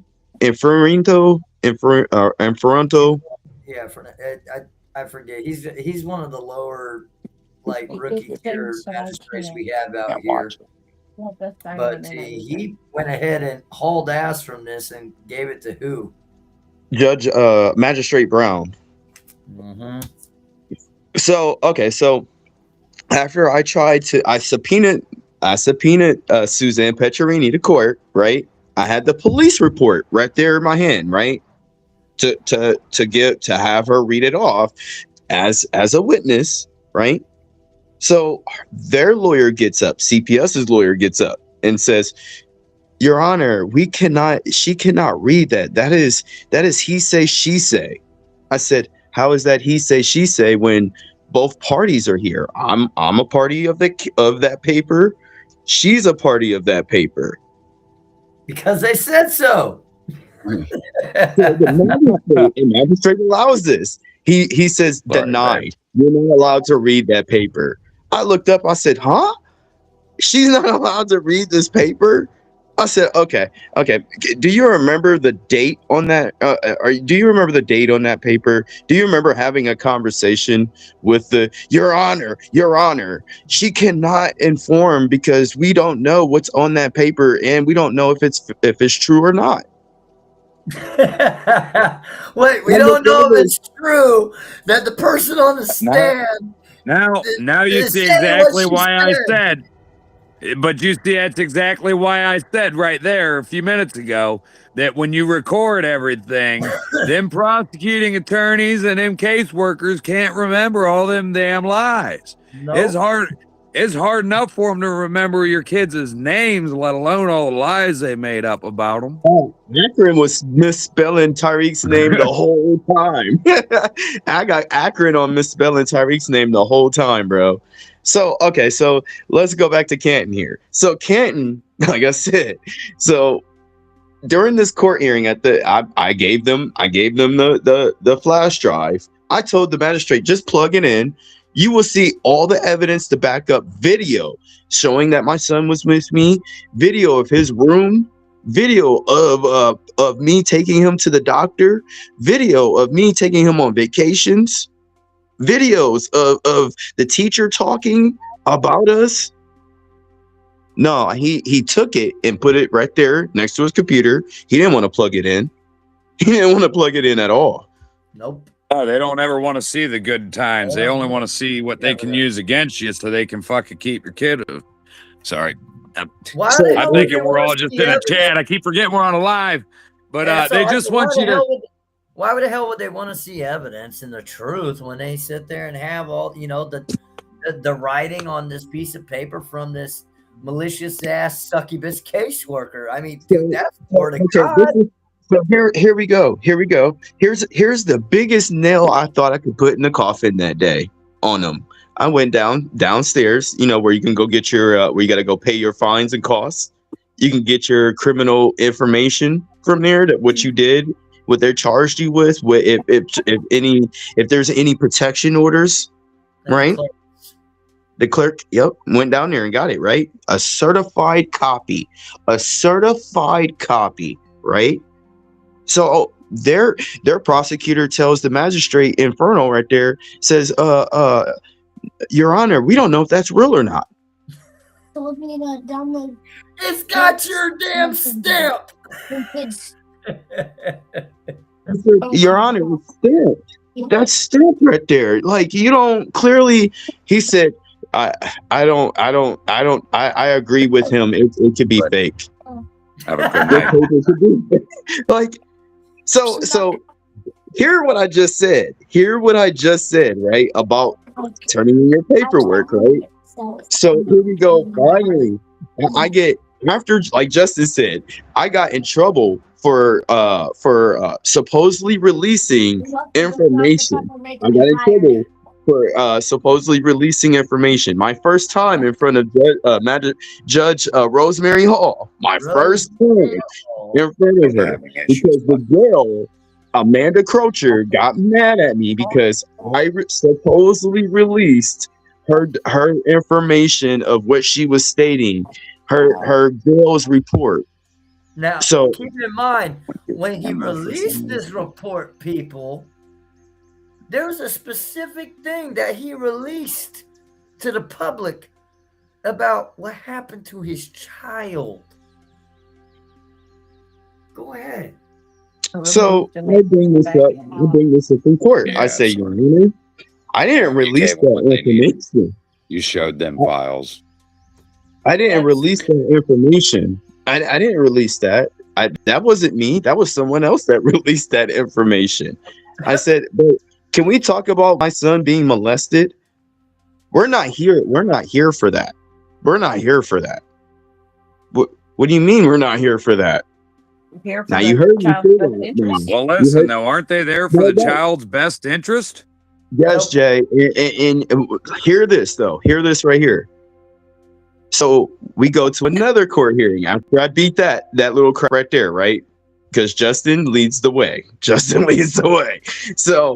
You don't do motions of contempt out here, bitch. We speak. don't play with Daddy Bears. Don't play with Daddy Bears. So Justin's he's superhuman. That's the super dad right there. He'll tell you how to beat it. So I beat it. She gives me my little warning. Okay, I hear you. I supposedly hear you, right? So I've been releasing everything now. Everybody needs to understand. I don't give a fuck. I'm releasing everything.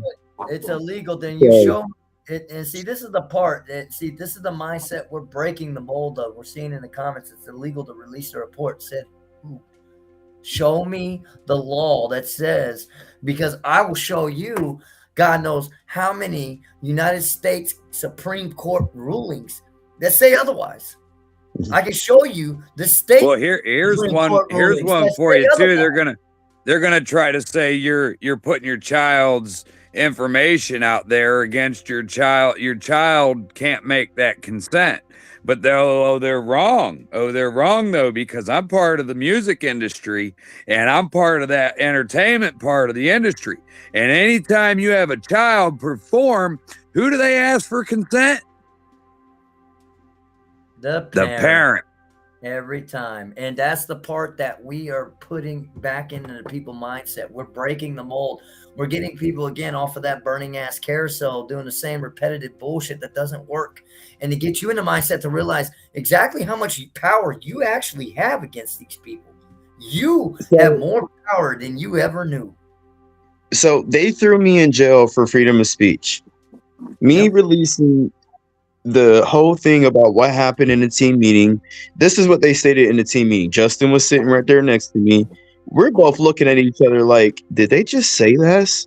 They stated word for word, we're looking at your reactions. If someone walks up and punches you in your face out in the streets, we're looking at your reactions. My first comment was, don't I have stand your ground law here in Ohio? If somebody comes punch me in my face, I'm allowed to punch them back, right?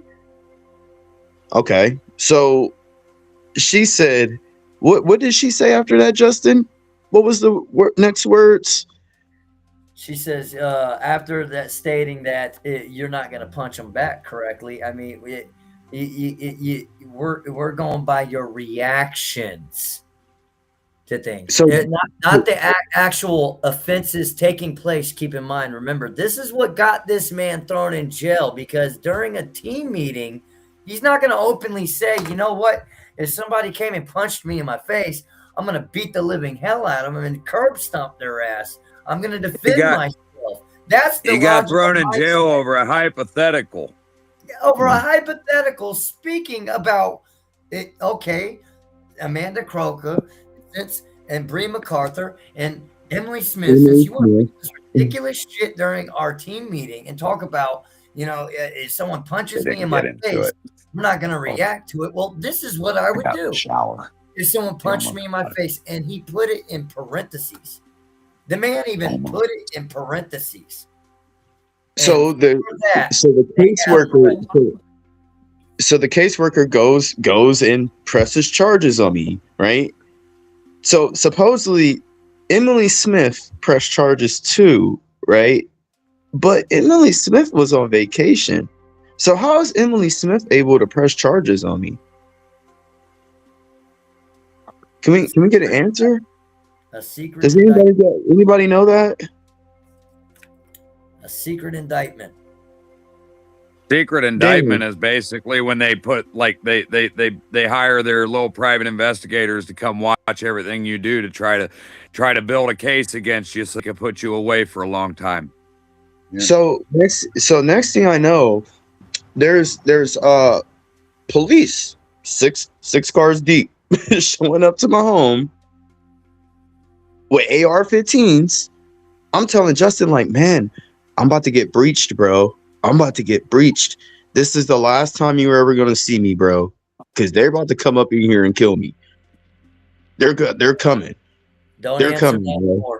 Don't answer that. They're coming. I'm like, I'm trying to figure out which part of the house I need to sit in to feel like a defensive motion. Are you talking about that day of the video I watched where that cop was like, oh, let me go get my AR-15.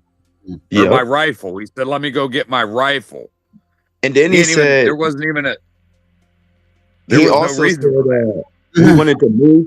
Did you see he wanted to move the car for a better shot? He said he wanted to pull his car in the back of my house so he can shoot me in my house. And now here's they didn't even know if they didn't have any type of altercation going on. There was no dispute of any type going on. They just showed up to this man's house and started to approach his home with AR-15 style rifles.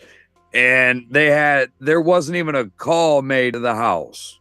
They blocked off the whole street. They blocked off my whole street. They were trying to figure out, like I said, they were trying to figure out how could they shoot me while I'm in the house. Well, they were trying to shoot you like they did that man through the fence. This is the part. Well, this is the part that a lot of people need to understand about this officer, the specific one that reached into that trunk and grabbed that rifle. His name is Officer Marino. And if people look into the news reports and check out back at a few years ago, he was the one that was responsible for killing a young man by the name of Zachary Fornash and Alan Page. He was shot and killed because he had a pellet gun. And you could hear and see in that video that this officer, you know, it was immediate. There was no chance for him to turn around. It was just he was gone. And this same officer is the son of a captain, a notorious captain here. But again, it's a good old boys club, and this man's intentions were not in any way positive or good. So, okay, so the same officer that took the report for CPS to come after me with the police is the same one. I had an incident at Walmart last week. There was a man in the bathroom with my 2 5-year-olds in the woman's bathroom, not a man's bathroom, not the family's bathroom, a woman's bathroom. His excuse was he did not know it was a woman's bathroom. His excuse was that his bladder, he had a bladder he had a bladder problem. And he also lied on video saying that he didn't use the bathroom, but then he told the cops he did use the bathroom. Yep. Yeah, but then the cops said he was only in there for 20-something 20 seconds. He was only in there 20 seconds. Now, me being a father, being a man, I'm sorry. I'm not going to lie to the public at all and sit there and say I've never accidentally made the mistake of walking into the wrong bathroom. But with that being said, immediately after, I'm turning my ass the hell around and walking the hell out. And it sure as hell never took me no damn 20 seconds or longer to figure out I'm in the wrong goddamn bathroom, people. Yeah, everybody knows the woman's bathroom and the man's bathroom looks way different. Thank you. And not only am I walking out, I am walking out with the largest sense of embarrassment anyone could ever have, covering my eyes, apologizing blindly as I'm hauling ass out of there as possible, and kicking myself in the ass for the rest of the day. This man had absolutely no remorse. He didn't apologize, nothing. He tried to run. The man tried to run like 2 or 3 times, and I even watched him in the video trying to prompt Josh to punch him and hit me. You see them other pedophile pedophile predator hunter videos going around where them guys are like, I'll take 5 or 6 hits, don't call the police on me. You know, that's what that dude was hoping you'd do, is assault him a little bit, and he'd be able to just get away with you not getting the law involved. No, he was praying to God that for once in their lives, that Canton City Police Department would do their jobs. But what do? They show up and give this piece of shit pervert VIP treatment. They take him into the side room and close. I mean, yeah, you could look at it that way. I look at it like they showed up. They showed up and they completely ignored the justice of those 2 little 5-year-old little girls is what they did. They completely ignored, you know, the justice of Tyreek and the situations he was in. And now they're doing the same thing to his daughters. I mean, you know, and they knew who he was. And police officers knew who he was. Well, they kept calling. That's the other part, James. They really didn't. They thought he was you. They are so assumptions filled. They thought he was you. They thought he was you, bro. And called him Justin. And that's it's on the video. It's on the video. It's like a badge of honor. I love the fact that they associate Canton Hall of Shame, that they don't know who's who. But hear me out, though. They treated that situation the way they did because they knew he was part of the Canton Hall of Shame, and they thought he was you. Set the preemptive bias right when they arrived on scene. Darren, brother, you good? Yeah, I'm fine, buddy. I'm over here reading this wall right here. Okay, so during my other cases, right, I've tried to always submit the evidence, right? So the last court hearing, or the hearing before the last court hearing, their lawyer said my evidence could be AI'd. And there's nothing wrong with that. That is perfectly legal. You can use the AI to build your case. You could use the AI to put your timeline together. His video recordings of what took place could be AI generated. No, you can tell when things are AI generated. You'll have an extra eyebrow. You'll have an extra pinky. You'll have all kind of weird things happen in those AI videos. I could pick an AI video out because something in that video doesn't belong. Even Rosemary, the last court hearing, Rosemary even said the same thing because their lawyer said it again. They said it again at that, what was it, the adoption, to adopt my son out, the last court hearing. Yep. They said it very clearly. That evidence, we're not here. Oh, let me say that first. We're not here to see your evidence. We're not here for that. We're here for this adoption, to adopt out. Yeah, they're there. They're there to adopt your child out while they don't have a legal jurisdictional custody of your children right now, because in your case, they've never asked for an extension in custody. And they never filed. They never filed for new child support either. They never filed for a new child support order either. Why would they even be asking for custody of our children in the first place? It's because they monetarily make a shit ton of money off our babies being in the system. That's absolutely right. It's a minimum. Let's say this is what they want you to believe. This is what they want you to believe. They want you to believe that, oh, well, you're getting close enough to reunification. We'll go ahead and file for an extension in custody for 6 more months. Okay, that's actually a game they play with you. But when they get caught up in all these other things they're doing, they get caught up with all these other things they're doing, they forget who your kids are. They forget what date they came and removed your children. They forget that there's a timeline they have to follow. And I even got the paperwork, Jay. I got it. I got the case plan where it stated that I was the better parent, that he should be in my care from Child and Family Services. But the only issue is my reactions. No, your reactions as a father are spot on. You should be ready to knock a motherfucker's head off if they punched you in the face in the street. And you should be ready to knock a motherfucker's head off if you see them walk out of the bathroom behind your 2 5-year-old girls. Okay, 100%. There's nothing wrong with, but you know what? You held that video right there I watched of you. You held so much restraint back, because I don't think I would have been able to leave without smashing his face into that water fountain. Facts. And facts. And then there's so many people, and see, this is the part that's concerning that with me that I find very concerning. You would be so baffled, or you might not be actually, with this day and age and the damn chomo sympathizers that we have out here, of how many people were going in trying to make excuses for the damn pervert, a grown-ass man, in a woman's bathroom. Hold on, you want me to be realistic with you? Out of the 250 or so, or 150 to 200,000 people that may have seen the video, probably 40. It was a very everybody else wanted to smash the motherfucker.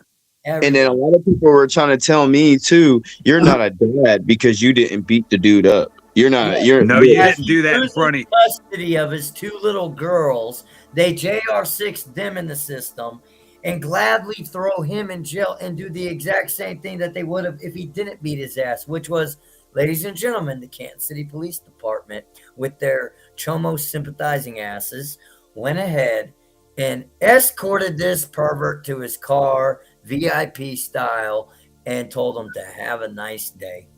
And but everybody, you know what, though, Josh doing it like he did. He didn't have to show his daughters. His daughters didn't have to witness him acting like that, fucking that dude up. And to be honest with you, if anything, he taught his daughters a good lesson right there, to be able to hold some kind of restraint, because like if had he beat that dude up in front of his daughters, they'd use that against him.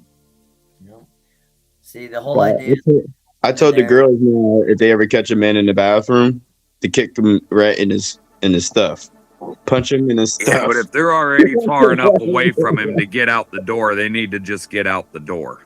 If I No, hear, what "Ow, we made- what the hell?" If I hear, "Ow, what the hell?" Oh, trust and believe, I'm running in that bathroom, and there ain't no stopping Oh me. yeah, then. your kids scream. Yeah, absolutely.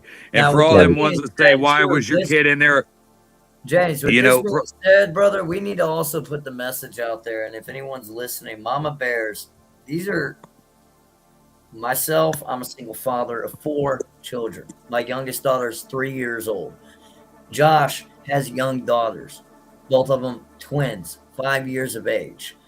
We cannot stress this enough as single fathers how hard it is out here when we go out into the public of, the minimum necessities and, essentials to be provided for us to protect our children, stripped away from us by every level and means necessary. So we, as single fathers, are asking mama bears to please step up and help us papa bears when it comes to situations like that. When we're trying to make sure our little girls can use a public bathroom in safety and security, we're asking y'all to step up for us single fathers to keep an eye on our children to make sure, like we would, that nothing would happen to them.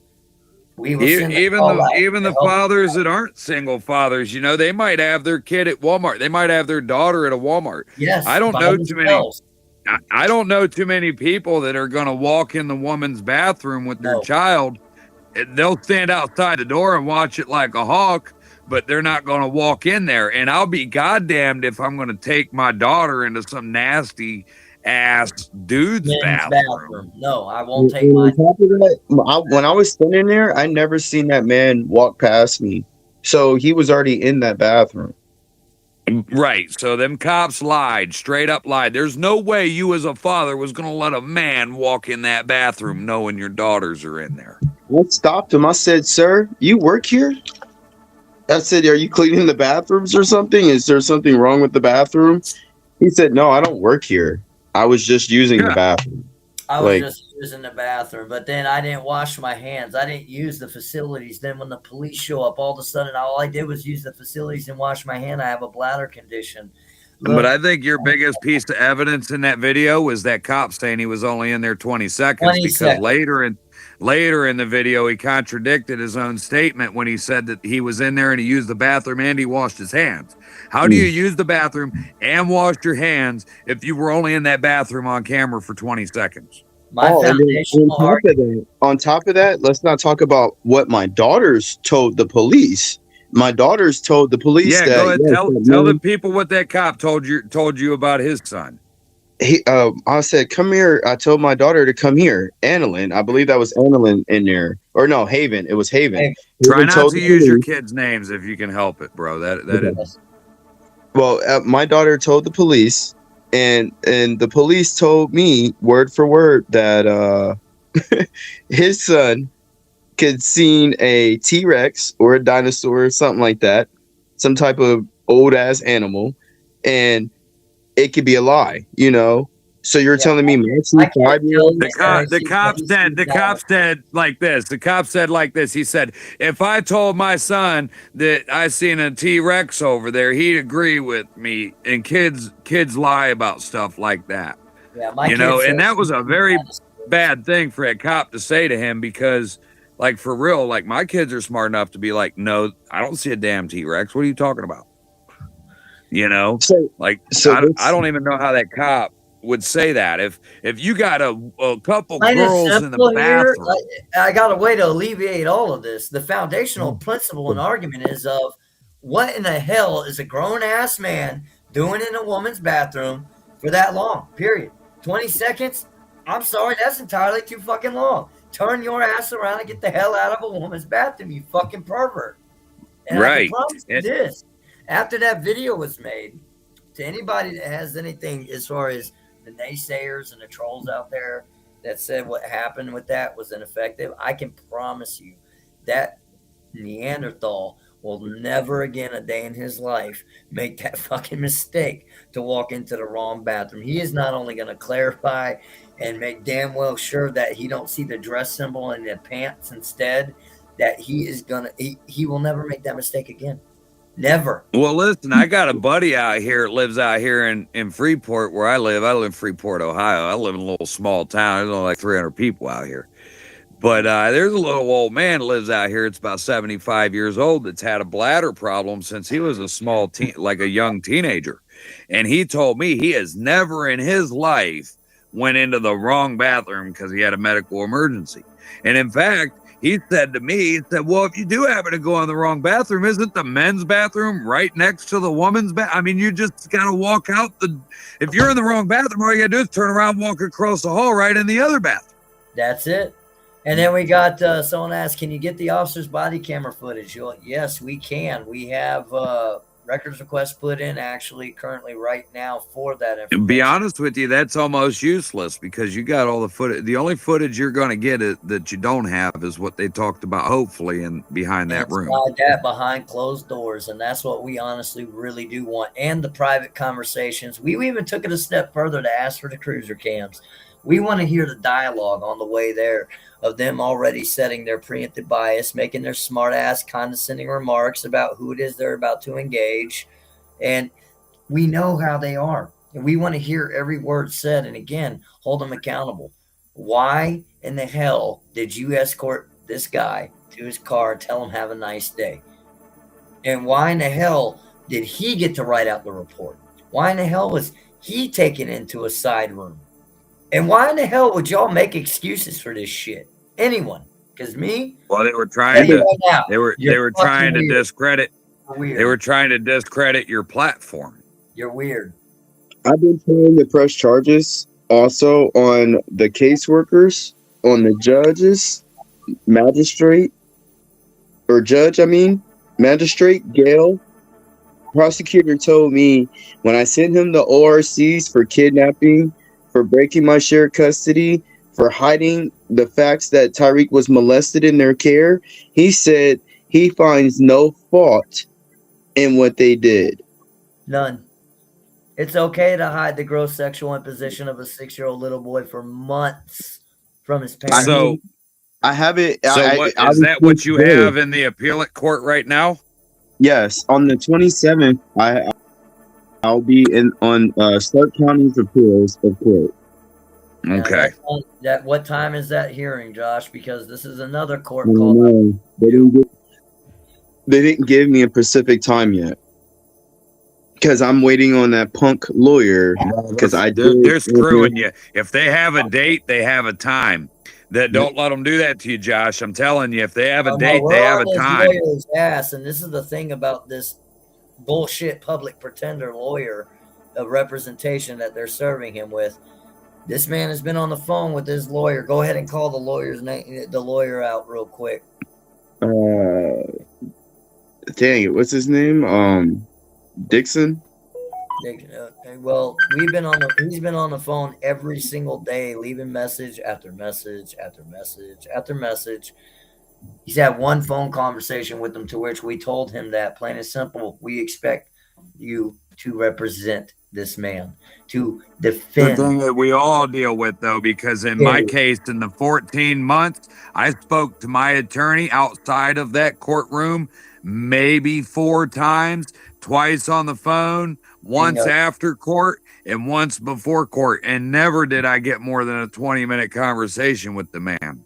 And we've already made the ultimatum that if he don't answer that phone, the only argument that's going to be being heard at this next hearing on the 27th of April is them offering a continuance and nothing more. There will be no arguments being heard, considering you haven't even talked to this man in order to get up a liable defense. Right. Well, no, there shouldn't be a continuance. What it should turn into is, and Josh, you can do this right before court. You could go in right before you go into court, and like right before you go, a half an hour before you go into court, and file a motion firing your lawyer, and then put in a motion for a continuance. Exactly. And you do it yourself. You do it yourself. Pro se is the way to go. I promise, bro. The only reason I kept my public defender throughout this entire mess was so that my wife could file all the motions pro se, and I could show that he filed 0 motions for me in my case. He did 0 telephone. Dude, I got probably 30 or 40 recorded. Hold on, brother. James, you're preaching to the choir, though. I promise you. This is nothing but a full-fledged audit on this system. And what he's doing is that exactly that. The day of, the motions will be filed to say kicked fucking. Yep, absolutely. Because that lawyer ain't going to file the motions you need him to file, man. Pro se, exactly. We see in the comment section, pro se is the only way. And I'll help you. I'll help you put your motions together. Nobody's allowed to put your motions together for you unless they're a licensed law professional, if you know what I'm saying. So I'll help you to understand what to do, but like you'll have to put it together in your own words. You can't let the AI, if you do let the AI do it, you got to humanize it so that they don't know you let the AI do it. I'll give you a couple of my secrets. I've let the AI write all my motions. I just go in and humanize them so it don't sound like a robot wrote the motherfucker. And again, that chronological timeline is a huge factor that comes into play when it comes to being able to scrutinize and get accountability from these people when you go against them. I personally, when I had my case for my little girl being a victim of paternity fraud, I was facing circumstances that are unprecedented, that I was told by every lawyer across the entire state that there's no way in hell I'd be able to accomplish obtaining custody rights to my daughter, considering that she biologically, after 22 months of raising this little girl, my children, her siblings calling her their little sister, me calling her my daughter. And to this day, that will always be my little girl. Then the blood test don't mean a damn to me, period. I don't give a shit what a DNA test said. That was my daughter. I fought like hell pro se. And I was able to do that's all backwards. That was unprecedented. I was able to keep my daughter home and keep my daughter out of a system that wanted her so bad. And I did it against not one, but two different lawyers. I did it against the guardian. I did it against the magistrate. I did it against the judge in the Court of Appeals. I did it against the motions of contempt. I did it against the child support court, which I got it dropped, and not only that, reversed. And I did it all pro se because not a damn lawyer in the world was going to help us, and they won't. As you see that right there, that. No cash for kids. No kids for cash, excuse me. No kids for cash. No kids for profit. These kids are not these caseworkers in these judges' retirement plans. Today, my main battle during this case is just showing them the truth that they had no reason to have my son. No reason at all to have my son. He's gonna no, they don't. And the thing is like you should have been the very first option. Okay, they should have. And if there was any questioning or whatever, then it should have went to like your next of kin, whoever that would be. You got any cousins? You got any family or whatever? It shouldn't have went straight to foster care, you know. But I believe that you should have got the first option because, like, from what I've noticed about you is you aren't what they say you are at all. None of us are. They create us, like they made me very combative. They made me the worst enemy they ever seen. They went in and told that judge straight up that it's a complete battle every time I talk to Mr. Markland and blah, blah, blah. And I told that judge straight up, you're right, it is a complete battle because they're holding my kids over my head. How do you expect me to feel? Now, see, I'm seeing people in the comments real quick because I want to read up on some of the people that are comments. The system needs to be abolished. That's exactly what we're talking about. The complete abolishment of the family court system. Not another law, not another act, not another bill, because our legislators and our people and powers that be aren't going to follow the shit. The judges aren't going to follow the law. They don't follow what it is supposed to be, the foundational freedoms that we have. And I say rights, freedoms, massive difference. Massive difference, people. On the First Amendment, those are your freedoms. Not your rights. Anything else is your rights. That Second Amendment, nope, those are all your rights.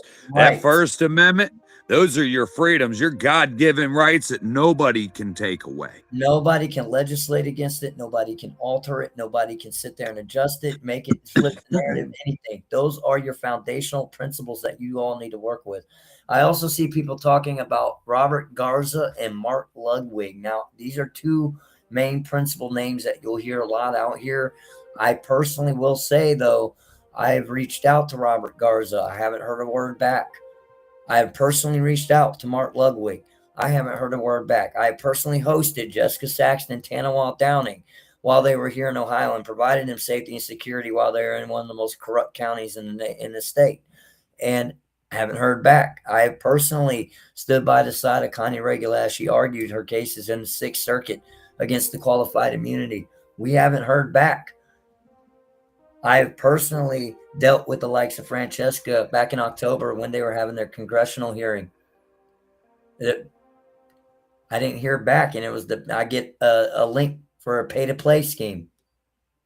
And people, these names that are out there, yes, they are, a lot of them leading the movement. A lot of them are doing things. But if you are looking to them and depending on them, they're leading their own movement.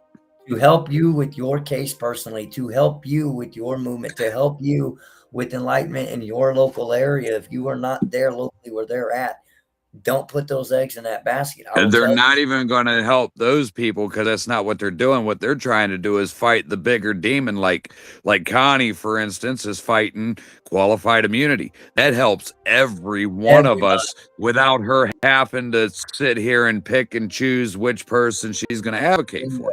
Because right now, technically, she doesn't have the time. She's got people that she has running around the country doing things on her behalf because she doesn't have the time to advocate for her own cases. And that's the same deal with people like Mark Ludwig. That's the same deal with people like Robert Garza pushing the 50-50 parenting aspect. These people are all the way up at the federal level. They are going to state by state. They're talking to Congress, Senates, state legislatures, and they're actually putting in bills and motions in to be passed. Now, what you personally can do as advocates locally, you got to be realistic in this fight. And this is the main thing. We're, again, kicking people off of that burning ass carousel so you're not making the same stupid ass mistakes. We want you to locally build your village because that's what you're most effective at. Confront your local village, confront your local councils, your First Amendment. You sit there and audit these and policy doesn't trump law. Amen to that. You audit policies are rules. And if you think about it, we don't have rule enforcement. We have law enforcement. We follow the law, not a policy, period. That's all there is. Right. We're running off of policy. Our police believe in policy instead of law. Guys, getting off topic here because, again, the idea is the building a village. You're not going to do this shit by yourselves. I'm going to tell you all that. If you think you're going to take this system on by your damn self, you're out of your fucking mind. Don't even try it. Build a village. Find others like-minded. Find others that are going through the same struggles or have in your local area. Because, again, you got to be realistic in this fight. You're not going to be able to take your ass to Washington, D.C., waving your little fucking sign and think that you're actually going to make some sort of difference when you have people that have put their blood, sweat, and tears in this shit for 30 plus years, that have been there, done that, got the fucking t-shirt and are walking out with the margarita with the ice cubes in the son of a bitch. Guys, we are going to do what we need to do on our end. Okay.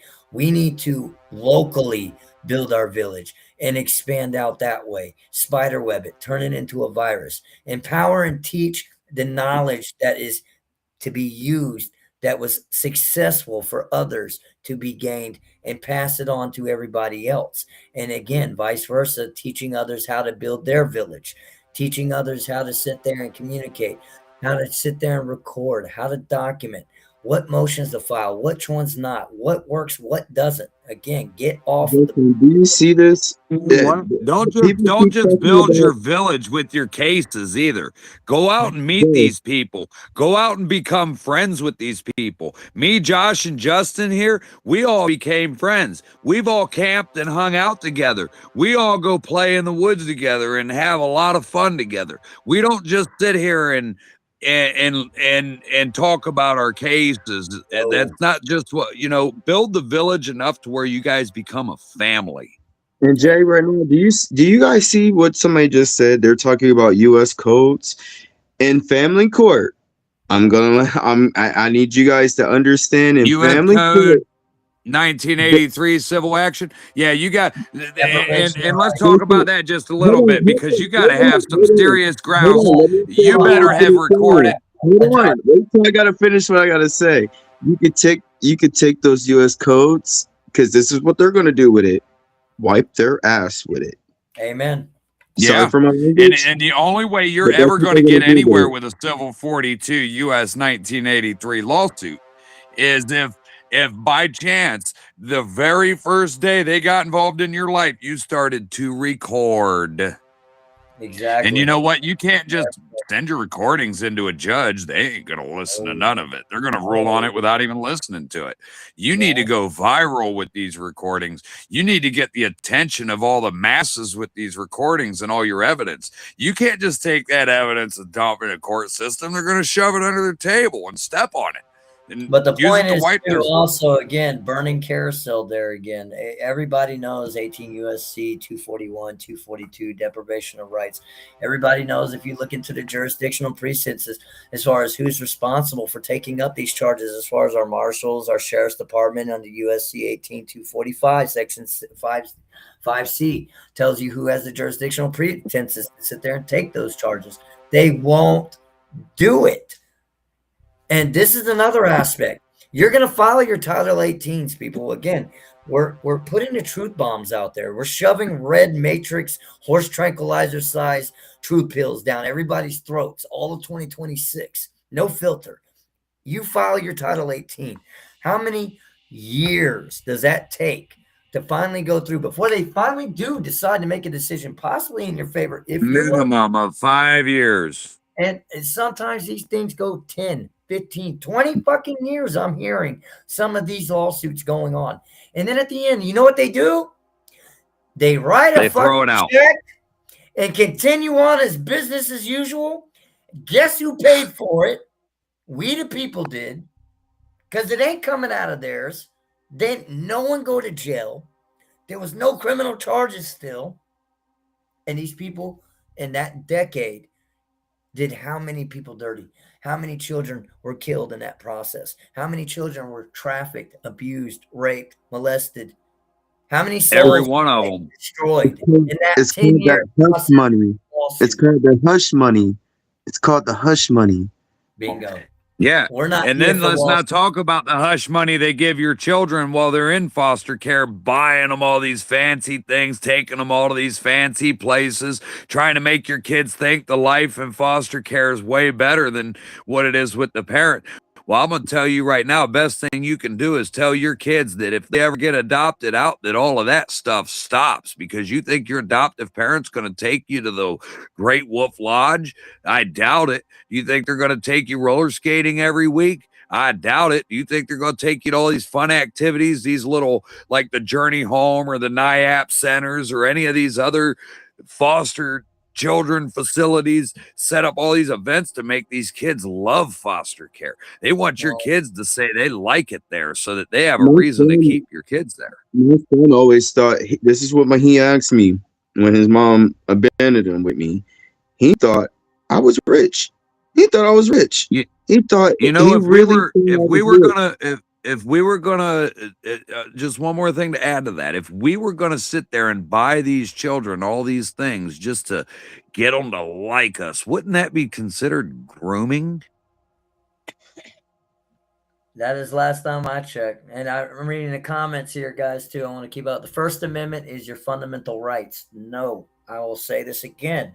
The First Amendment are your fundamental freedoms. And there is a drastic difference in these legal words that we're using. Yes, and it's not just the freedom of speech. I see so many people saying, "Oh, you're just talking about the freedom of speech." No, that's the freedom to have a family and not be interfered with by your government.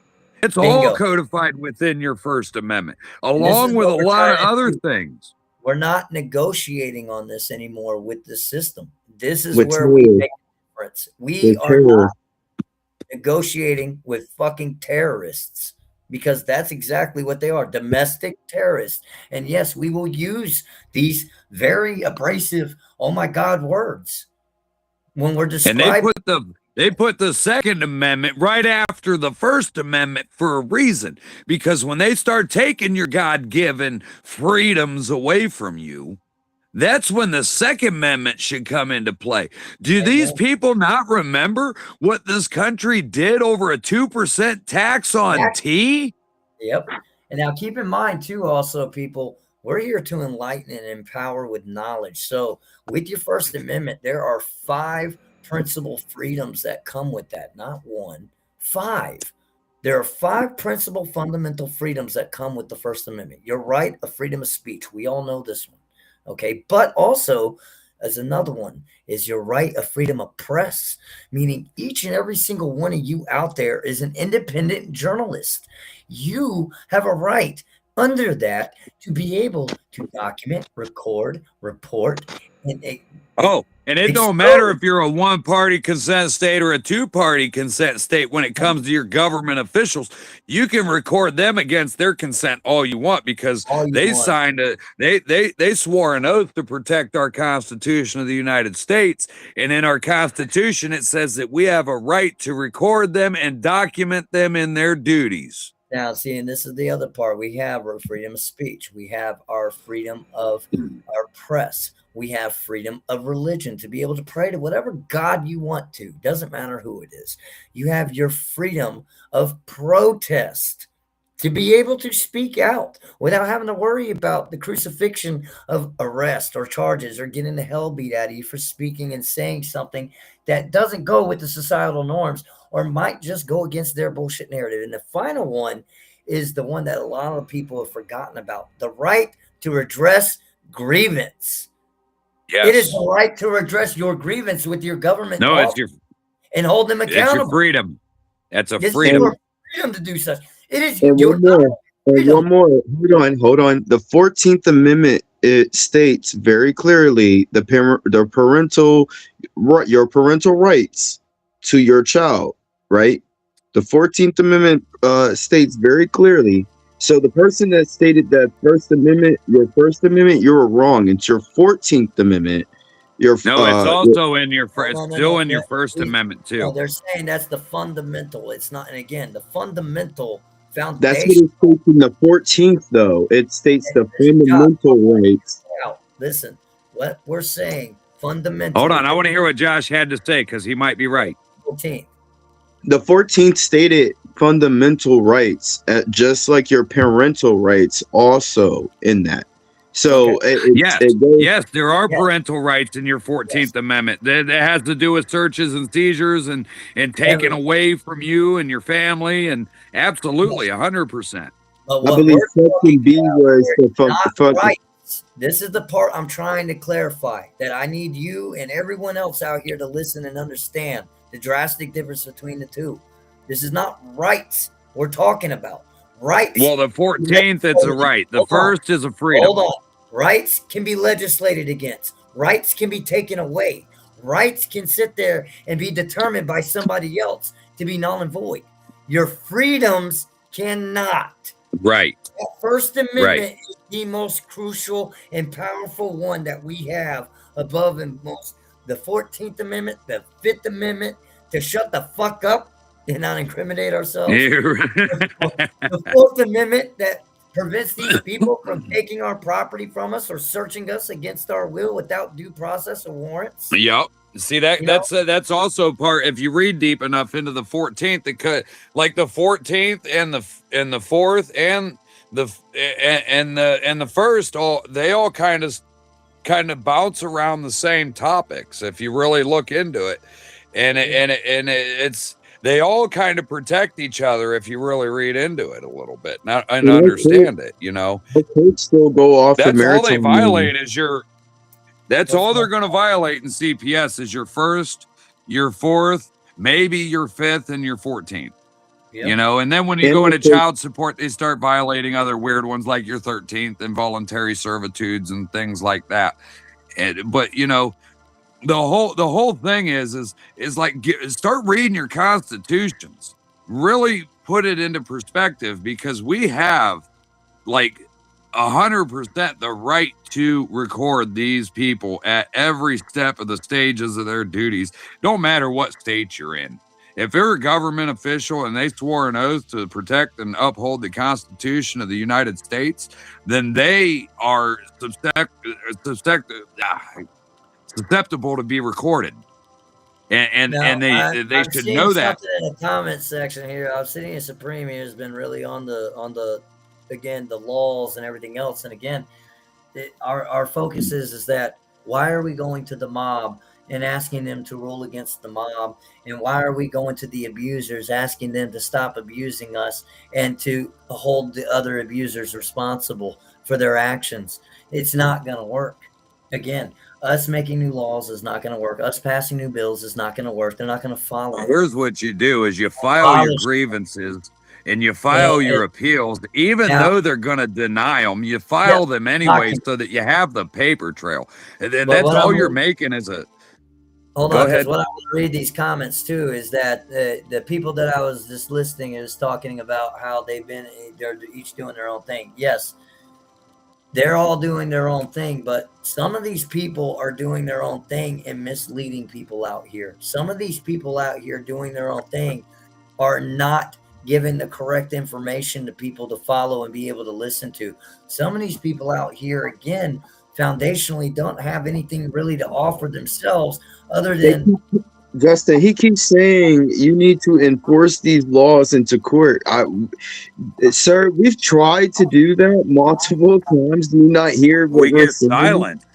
I've been threatened to be held in contempt for trying to tell the judge about the abuse that happened to my children. I was told that if I brought it up again, they would hold me in contempt. Okay, but brother, this is what I'm reading here now. It's when the family court doesn't give a F about that you don't know shit about 18 USC 242, 241. No, the family court doesn't give a shit about any law.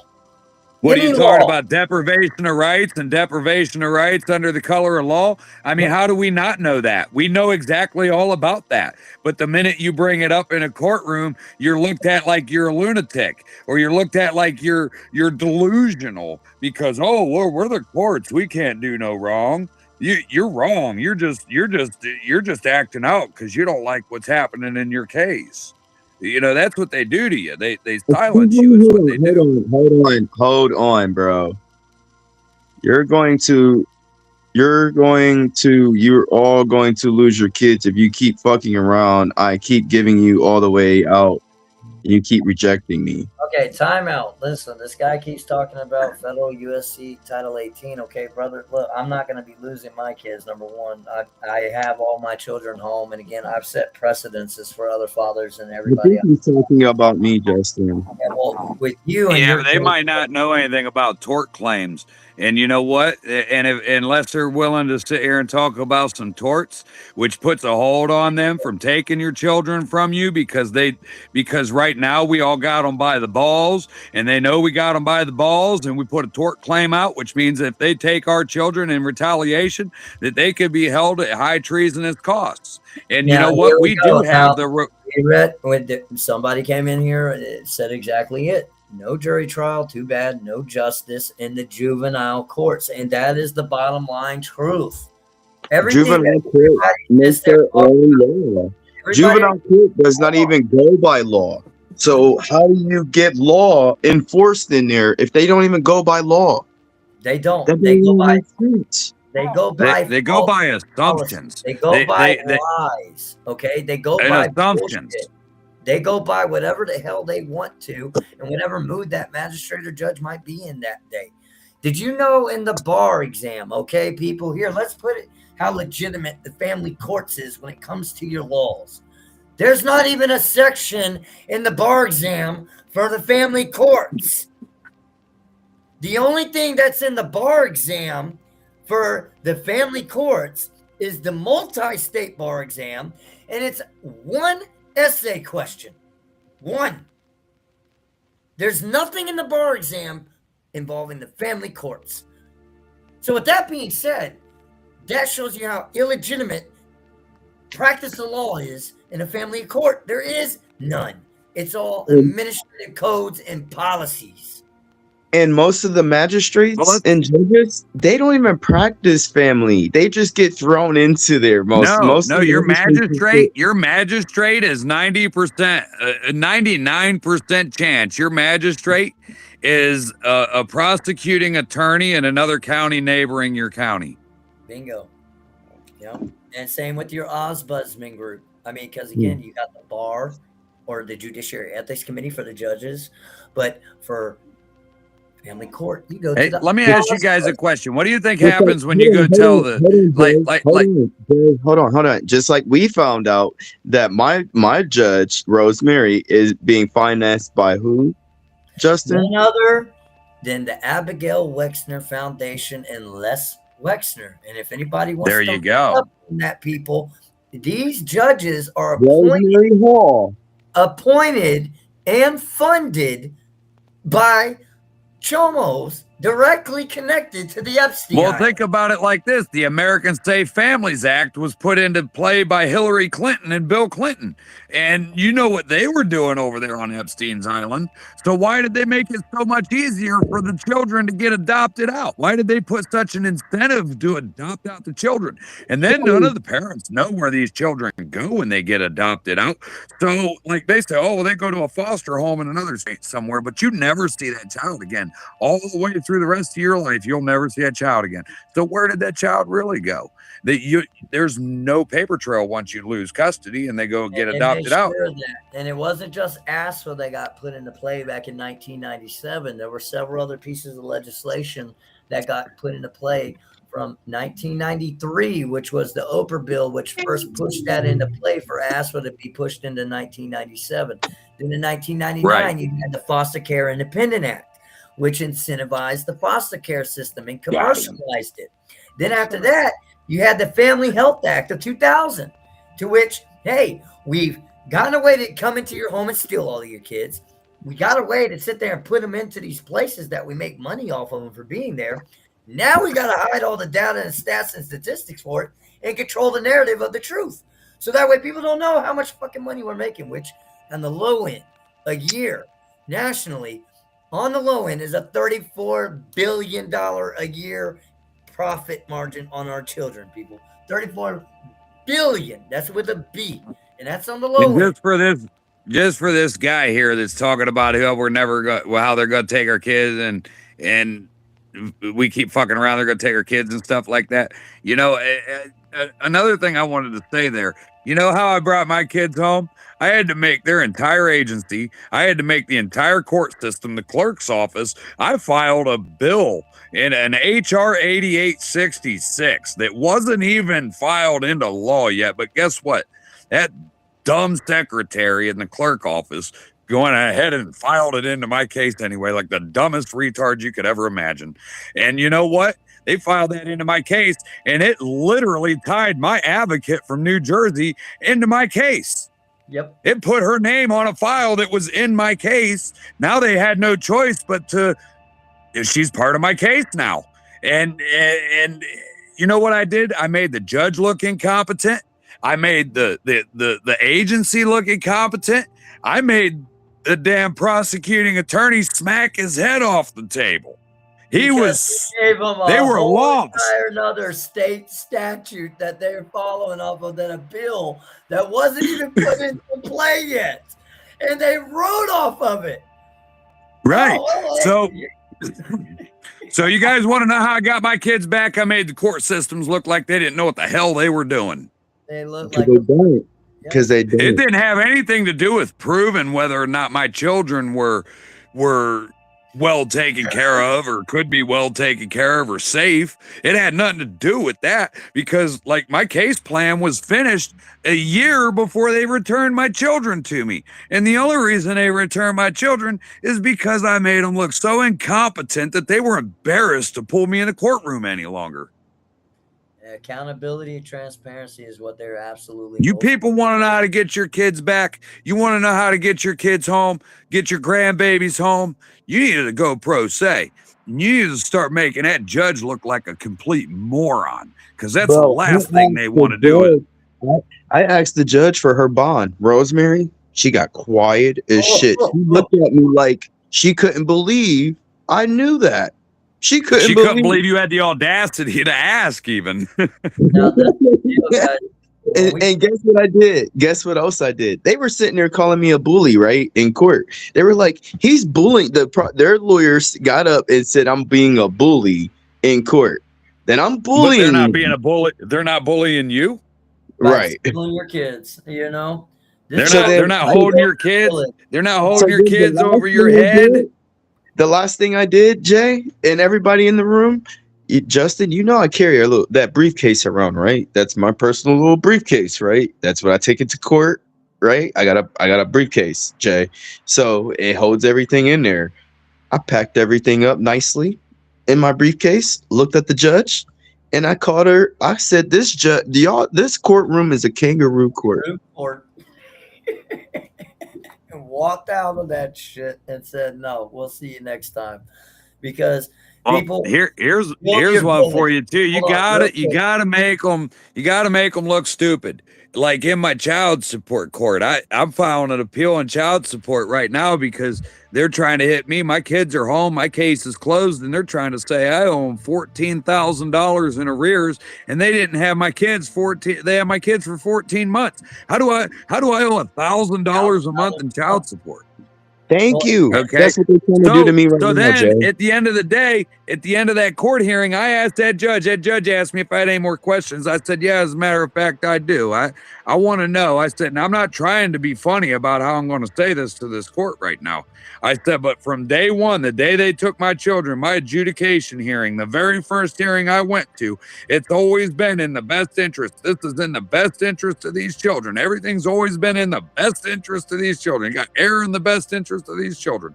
I said, how is taking $14,000 from my kids' plates off their tables in their best interest? And that judge got his face all beat red and slammed his hammer down and said, court adjourned. Amen. Now, this is what we're talking about. It's we know about Title 18 USC 241, 242. And the deal is that in order to bring up Title 18, 241, 242, which is a federal mandate and a federal statute, you need to also have the state statute that goes with it. This state constitutional. Here in Ohio, it's called your ORCs. We got ORCs, OACs here in the state of Ohio. Ohio Administrative Code, Ohio Revised Code that you would need to sit there and use in your state constitution to use in order to bring up the violations for Title 18, 241, 242. But the problem is that people, this is what we mean, that we're kicking people off of this burning carousel. Why are you going to do that and bring up, again, go through that shit with the lawsuit? 5-10 years down the road, you get cut a check. They're continuing on as business as usual. No, the idea and goal is, again, building the village. I can't stress this enough when I say building a village. When I say building a village, how do y'all spell love to your children? You don't spell. You spell it to them with everything you got to give from your heart and your soul. You spell love to your children. T-I-M-E. Absolutely. I get that. I respect that 100%. Your amount of time that you invest in your children. And I don't mean by physically that you're present in their lives. I'm talking about what you invest into their future, what you invest into them breaking the cycles that you've had, the struggles that you've had to go through, your investment of your time as far as teaching them, showing them, leading by example, your time as far as making sure that the world and the village that they're being raised in is kosher and is safe for them to go out into, and that they don't have those worries that is all throughout the nation right now that we have to worry about. What I mean by is the time of investing into your community and volunteering locally where you're at. for any places like churches, Salvation Armies, Red Cross, or anything else along those lines, homelessness shelters, anything else that would sit there and not perpetuate this godforsaken cycle that we're all used to. Right. Build Get it. your children involved in that too, to where they're also Yes. participating and helping with the community, because event. that's our future. You know, when I was a child growing up, I remember my dad telling me some stuff before he passed away about how he feels bad for our society because he has no clue what this retarded generation that we grew up with is going to do when they get all these seats in all these political places. You know, I mean, people don't respect anything anymore. Back in the day, they did a little better, but they still did it wrong. And you know, but it's only getting worse is what I'm trying to say. And then if you look at this generation now, all they do is sit around, play on video games. They don't know a damn thing about what this world really is out here. And those are going to be the ones sitting in all these politician seats eventually. And what, God, no. you know, that's what I'm saying. So we all as a society, as a village that you talk about, we need to be teaching these kids better standards. We need to be getting them on the ball with understanding that that life isn't a video game. Yep. We're teaching kids that actually, again, the whole goal and prerogative and what it is that we are doing on a full scale national offensive is to make damn well sure when it comes time for these children to have to pick up that sword and that armor and that shield, which they are going to have to do, we are going to have to release our babies into this godforsaken world that it is right now currently. The whole goal and idea and prerogative is to make damn well sure that when they go into that fight, that number one, that they're fully prepared for it, and number two, that the odds are a hell of a lot more in their favor than they were in ours. Period. Right. That should be the goal. Legacy. The legacy that we're leaving behind is that of those of pioneers in this shit, like Nancy Schaefer, like we were talking about earlier. People Bless her heart. Martyred for the cause, that we will continue on her name and continue on her legacy and be standing 10 toes deep on the front line for these kids, these families. Guys, I appreciate everybody coming on tonight. Josh, thank you for coming on tonight, telling your story. James, brother, another Papa Bear out here. Pissed off Papa Bears galore, man. We're going to be bringing them forward all across the nation. We're reaching out to everybody out here.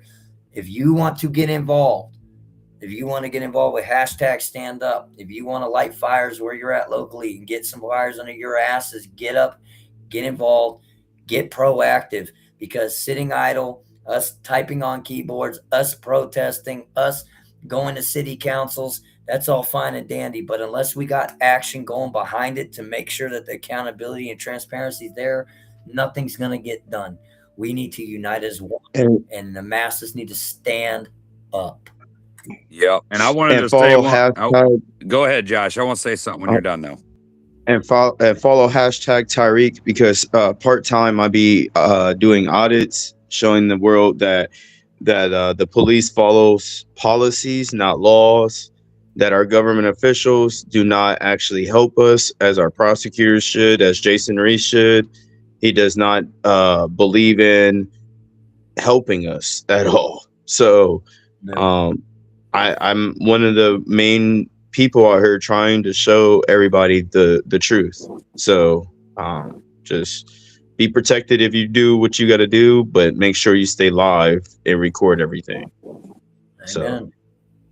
And ahead, you know, there was a couple people in the comment section today that we may have kind of in a way upset, and it's okay. We're here for dialogue. We're not here to argue and try to have a, you know, I'm bigger than you or better than you contest here. What we're just trying to say is that we've been there, we've done that, we've tried. There's many people that are in our constituents have tried the things that you guys are all talking about. None of them have succeeded in any of it because like we say, they're part of the good old boy system. There isn't anything we're going to be able to do except just keep filing it in and shoving the paperwork down their throats. And you know, when it comes down to it, though, you can't just be like, oh, well, you guys are going to get your kids taken away because you won't shut up and stuff like that. You can't be like that, because I'm going to tell you right now, the fear is what they want. They want you to be afraid.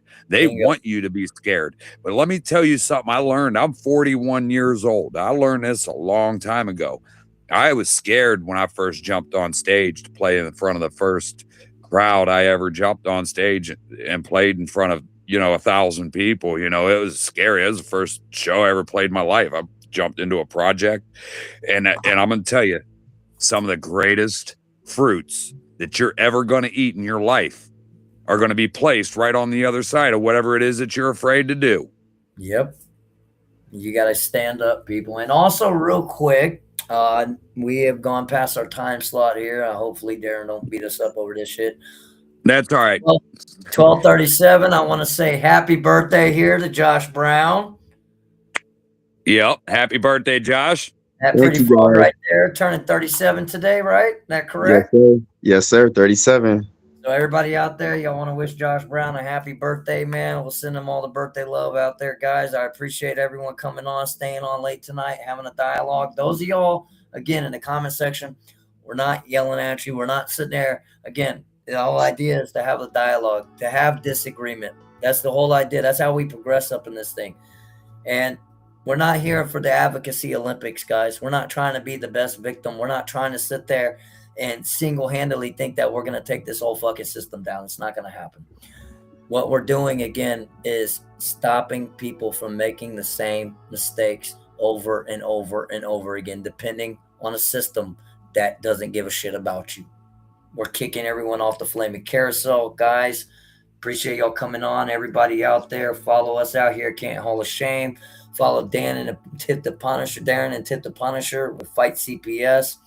Get in touch with your local advocates in your local area. Find out what you can do to, again, hashtag stand up. And everybody, good night to y'all. And Josh, fucking happy birthday, brother. Thank you. Happy birthday, Josh. Thank you. No kids for cash. No kids for cash. cash. Whose kids? Our kids. Our That's kids. right. And if you fuck up, we'll put you on the internet. We're watching. Right on. Afro Man special. Thank you for the invite on here, guys. I hope everybody have a good night and be safe.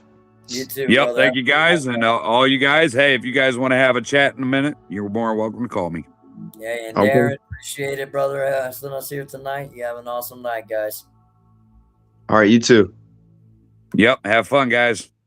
All right, bye-bye.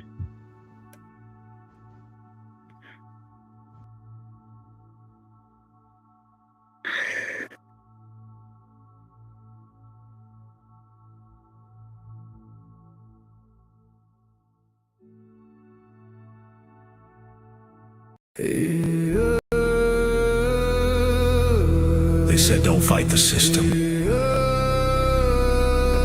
They said stay quiet. They were wrong. Lock in. We are exposing what so many have failed to. We are going to show you what bar attorneys have hidden from all of us. Hundreds of thousands of children and twice that of parents have been lied to and walked down the road of termination. It's the death penalty. We're all of the protesters, the ones who fight for the rights of prisoners, dogs, illegal immigrants. Why aren't you coming to the aid of our children and families? Right here in America, every day a child per minute is kidnapped. And no one cares. We fight alone until today. CPS Punishers mount up. Here comes the CPS Punisher. Anonymous tip, another lie from one of them. No warrant, no proof, just a badge and a grin. Stealing kids like trophies, thinking they'll win. Mama crying on the porch, daddy in the cage. System wrote the script, but the CPS Punisher just flipped the page. The educator they banned, I see every violation, every forged line, every ex-part hearing, every stolen time. One tap of the app and the truth ignites. Welcome to the CPS Punisher, now we can fight. CPS and the courts have lied to us all. The courts will not disgrace the family. CPS Punisher, here to avoid the chains and expose the game. CPS Punisher, the educator they never wanted you to find. Punisher, one tap and their empire crash. We rise, we take our kids back. The app is called the CPS Punisher.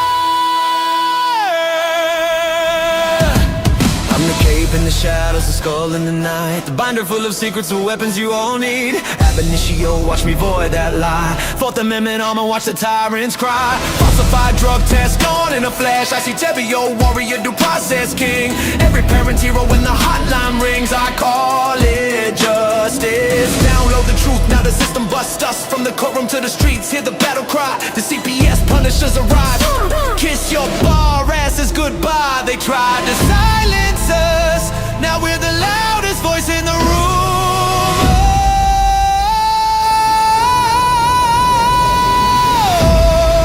CPS Punisher, here to avoid the chains and expose the game. CPS Punisher, the educator they never wanted you to find. Born as her, the children never leave again.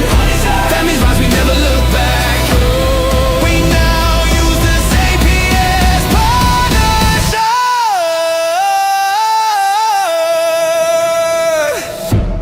This ain't revenge, this is reunification. This ain't rage, this is resurrection. Open the app, step into the fight. You ready? CPS Punisher, the app you need when they took your kid. CPS Punisher, the truth they hid, now the truth gets lit. Punisher, download the power, take back the throne. Punisher, you're never alone.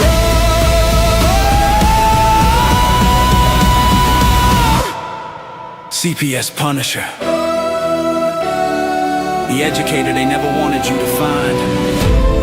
Void complete, family restored. The bar is finished, the Constitution will prevail. Judges do what's right. Treason is your penalty.